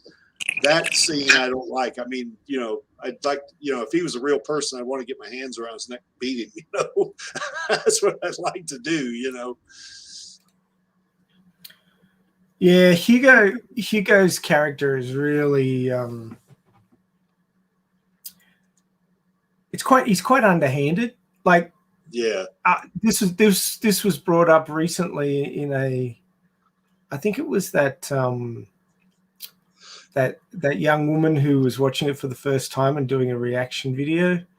It was last week, and she's there watching it, going, but Hugo recognized the grind cutters that he cut off the motorballer, and now they're on this guy, and he knows that he was involved in that, but yet he still goes back to Vector and has a drink with him and is all chummy with him, and agrees to get Alita to be in the motorball, which then they try and kill her, and he made that happen, and yet he's supposed to love her, and he's a scumbag. And I'm like, that was my thought about it. Yeah, that's my thought about it. That is pretty much correct. Yeah. Now, I will say that, you know, not knowing, I mean, certainly we don't know what it's like to live in a place like Iron City. You know, I mean, it's probably pretty tough. So I guess in some ways my thoughts about him has evolved a little bit. But that one scene where he's drinking that whiskey with Vector, that right there is like, yeah, you know, you scumbag, you know, that's kind of what I thought about him, you know. So, all right, guys, anything else Alita related you want to bring up?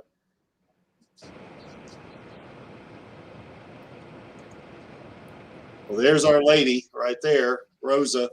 We got a couple more slides coming up too, Maxie, that maybe you want to talk about. But, yep, this is the lady that made it happen for us. So anyway, we're really thankful for her. And once again, I think Brand New Cherry Flavor is still on Netflix. So it wouldn't have gone anywhere, man. It's something new. Yeah. So anyway, check that guy out. You know, or that's not a guy, obviously, but you know, check the show out. Maxie, you want to talk a little bit about this? Oh, hang on a sec. Where is it? Before we get going here, let's. I wanted to greet Kunstler 99. How's it going, Kunstler? Hey, got off work. He's in his car on the way home, I'll bet. Yeah, and he kind of caught us toward the end here. So. Yeah. No, I know. I didn't know where you guys were at until I hop in, you know.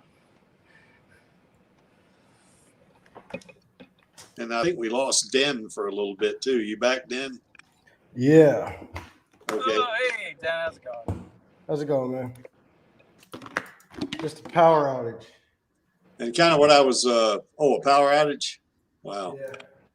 Yeah, we had one of those a couple of weeks ago, right in the middle of a Radio Chaos stream. I guess when I was stream manager, we had it was like a 3-second hit, but if it goes down 3 seconds, I'm gonna have to reboot and all that. So yeah, that's what happened just now. It was just like a little flash, but then the Wi-Fi had to come back and reconnect. So yeah, exactly. So anyway, tomorrow at the Radio Chaos stream, we're going to talk about what it's like to be a person that's going to be living in Iron City in the 26th century, So I think Angelus is going to be back for that one, isn't he? He's going to be all for it. He said he wants to be the host for that one, so cool. I'm going to leave him to it. All right, so he's going to be the host and he's going to do the news. Crap, that didn't work.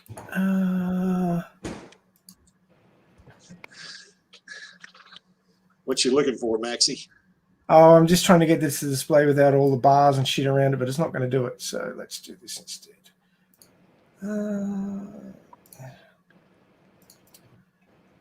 While we were talking, I was working on the poster for this week. So there we go. Okay, yeah. As soon as I couldn't help but use that image. It's just too good. Yeah. I'll update the. I actually sent through a less complicated one for the backdrop for the. Okay. It's in the Chaos DM. Yeah. Okay. I can download those. Even what is it called, PSD files or whatever those things are. I can still get those, but okay, yeah, I'll download it and update it. So, because we're sorry. Yeah, the other one's just Creaky's placeholder is all it is. So, nothing wrong with that. At least we had one.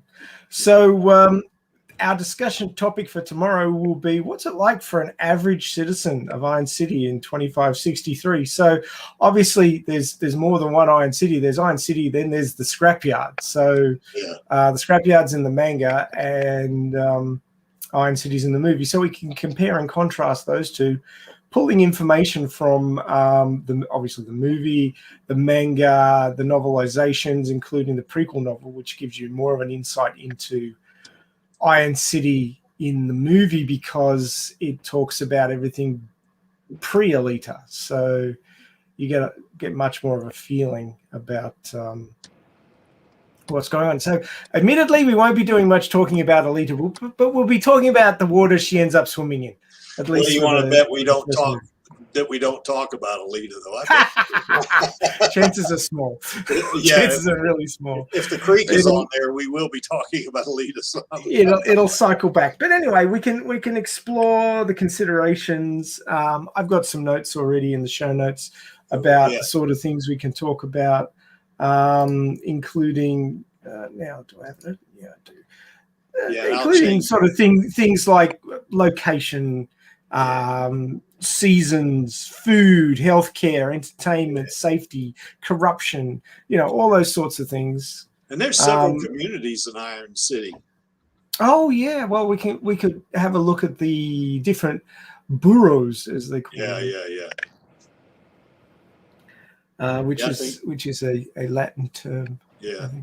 And I would also like to say too that on Sunday night DoNotStandBy, Alita Rave and I are going to watch Alita in 3D again. I'm looking forward to that one. So nice. And I've never met Alita Rave, so that'll be pretty cool. So well, I tried to get Alita Rave on for Radio Chaos, and he wasn't available. Well, he travels a lot, I think, because I remember I invited him on this stream once, and he said that was a travel day. So, hey, Den, what are you doing tomorrow night? That's Dan. No, I bet he stepped away again. Well, I'll send him. He probably has. Yeah, we're still scraping up a few guests. This is actually Dizzy B came up with this topic, so I'm trying to drag him on because if he can come up with the topic, he can. I'll definitely make sure he gets a link. So yeah. But yeah, it'd be good to have a few people on to give their opinion of what they think it would be like to live in Iron City. Yeah, as not a superpowered cyborg or a incredibly intelligent cyberdoc / hunter warrior. Just these poor average folk. Yep. Wandering about here. Yeah, it's pretty cool that one woman there's got that cyborg arm going. So. Well, I'm pretty sure there's a woman who looks just like her in the actual movie, in one of the backdrops early on. At the very beginning, I guess. Yeah. Mm. So they ran with that. Cool. Yeah, I'll make sure Dizzy knows that, hey, Dizzy, you got to be on. I don't see him in the chat anywhere, so he's hiding. Yeah, he's probably drinking his coffee. That boy can drink coffee, that's for sure. Yeah. I bet he can drink more beer than he does coffee, though, doesn't he? Well, he used to. Apparently, he's on a health kick at the moment, so he hasn't been drinking a lot. Yeah.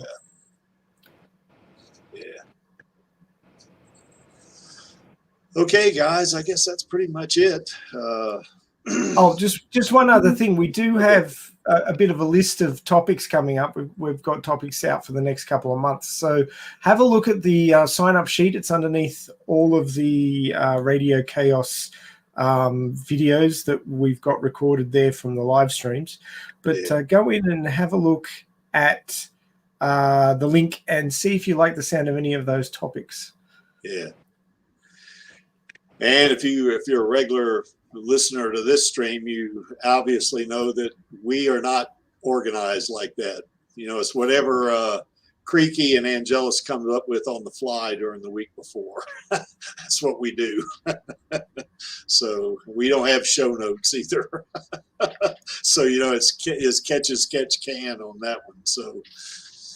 Well, you give a good impression of organization, even if you don't have any. Okay. You're a pantser. I'm a what? You're a pantser. Oh, okay. Fly by the seat of your pants. Yeah, that's right. Okay. All right. Well, I guess there's nothing else. Anybody do not stand by. Do you have anything? Yeah, I just checked the weather for Sunday night. Looks great. We shouldn't have any rain like we did last time. Yeah, last time we watched Alita and we had wind and rain, didn't we? It blew down the screen like 4 times, and it was it was kind of sprinkling rain on us, but we sat through the whole thing. No, a little rain and wind's not going to stop us, but Kunstler99, got any last words? Well, I kind of came in way late, so not really. Yeah, just so folks know that Kunstler's doing that Kansas bar sign for me, so I'm looking forward to getting a hold of that one. So, and we definitely will do a video on it. Yeah. Will you be in the video like an unboxing? Well, Oh, you mean like me mounting it? Is that what you mean? I mean, I really would not like to see you mount anything. I don't swing that way, but yeah, like yeah. Well, you won't watch. I won't be mounting the sign there. He really likes that sign. Really like that sign. Yeah. No, what I will do is I'll do a video of and I'll kind of do a shot. I've already got in my mind how I want to shoot this. And I'm going to take one of my Hot Toys, Alita, and I'm going to kind of set it up in such a way it looks like Alita's there, So it's going to be cool. You end up doing like what I did. I just bought one squat rack for my garage and ended up making a full-fledged gym. You're going to put the Kansas bar sign in your room, and the next you're going to get like the actual bar, set up glasses, and have like a Hot Toys Alita kicking beers into people's faces and shit. Recreate the whole thing. Well, I've got plenty of beer, bar accoutrements in there. I got all kind of beer mugs and, stuff to drink hard liquor out of and all that. Although I don't drink hard liquor anymore. I haven't done that in years. So, You know what I had before I actually became an Alita fan? Well, I didn't have it. But I've told the story before. Me and my wife went to a bar at our movie theater.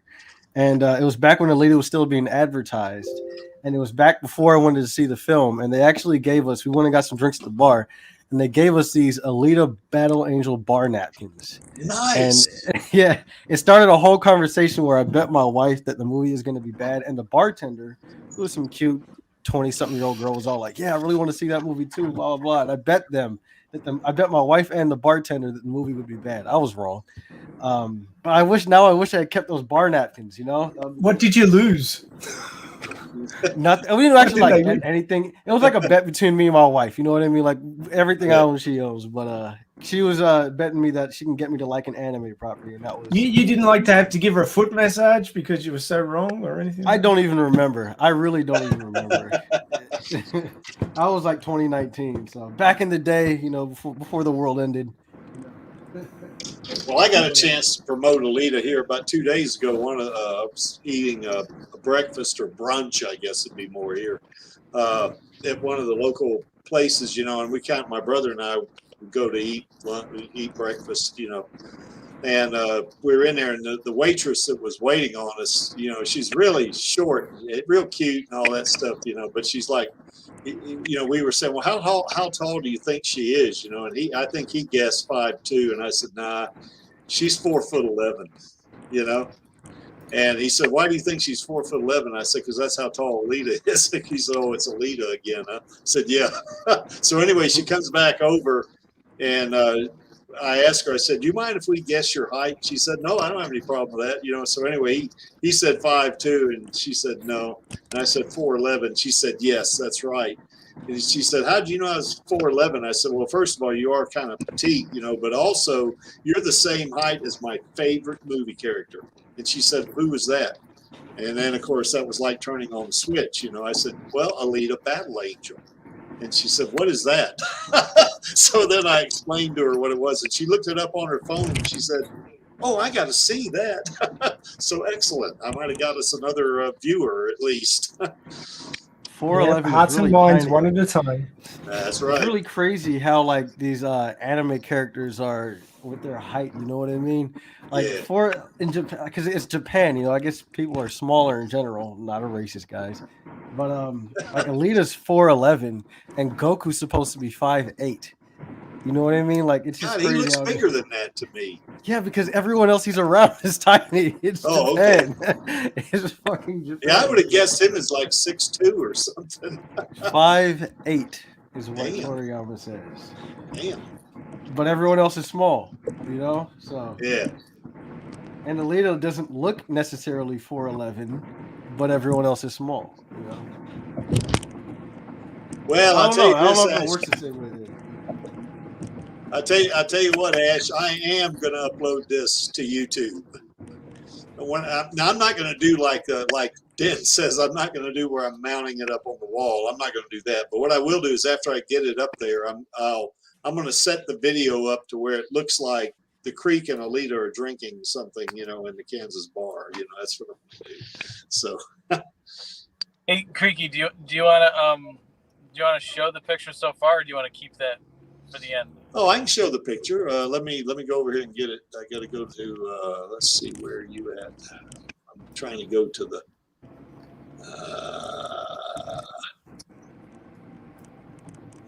Counselor, I can't find you in here anyway. You must have got pushed way down toward the bottom here. So, well, I mean, you sent me a link recently. Yeah, I know, but I'm having a difficult time finding the. Oh, there you are. Gosh, I just looked right over it. Let's see. Yeah. Okay, I'm going to go ahead and I'll do this. I'll put it on this way, and then we'll do a share screen here on that one. That. There we go. this is where we are. This is where Kunstler is at this point. So Letters cut out. Just got to do the backboard. yeah, it's going to be fantastic. You look like you got similar carpet to what I have. Yeah, that's going to be. This is going to be awesome, guys. This is going to be damn awesome. And see, he's going to actually put lights, you know, the LEDs behind it. It's going to look. Well, let me pull up the other. So it's going to look very much like this, except it's going to be about half the size. You know. Yep. And you've got a back plate that looks like cement tiles too. Yes. Yeah. Yeah. He's, I gotta make that still, but yeah. So basically, it's got that cement look to it, and I'm even gonna put like the bolts in the corners of the tiles. So yeah, it's gonna look really nice. Yep, it's going to be fantastic. Yeah, that's gonna be about how they're spaced, because that's pretty much how it's spaced in the picture. Yeah.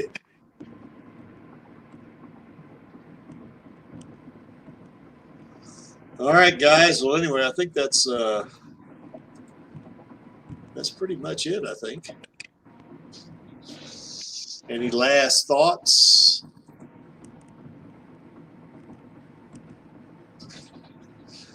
Okay, well, let's do our call to action, and that's going to, of course, going to be film those sequels, baby. So on my count of 3, 1, 2, 3. Film those sequels, baby. baby. All right, see you next week, and see you on Radio Chaos tomorrow.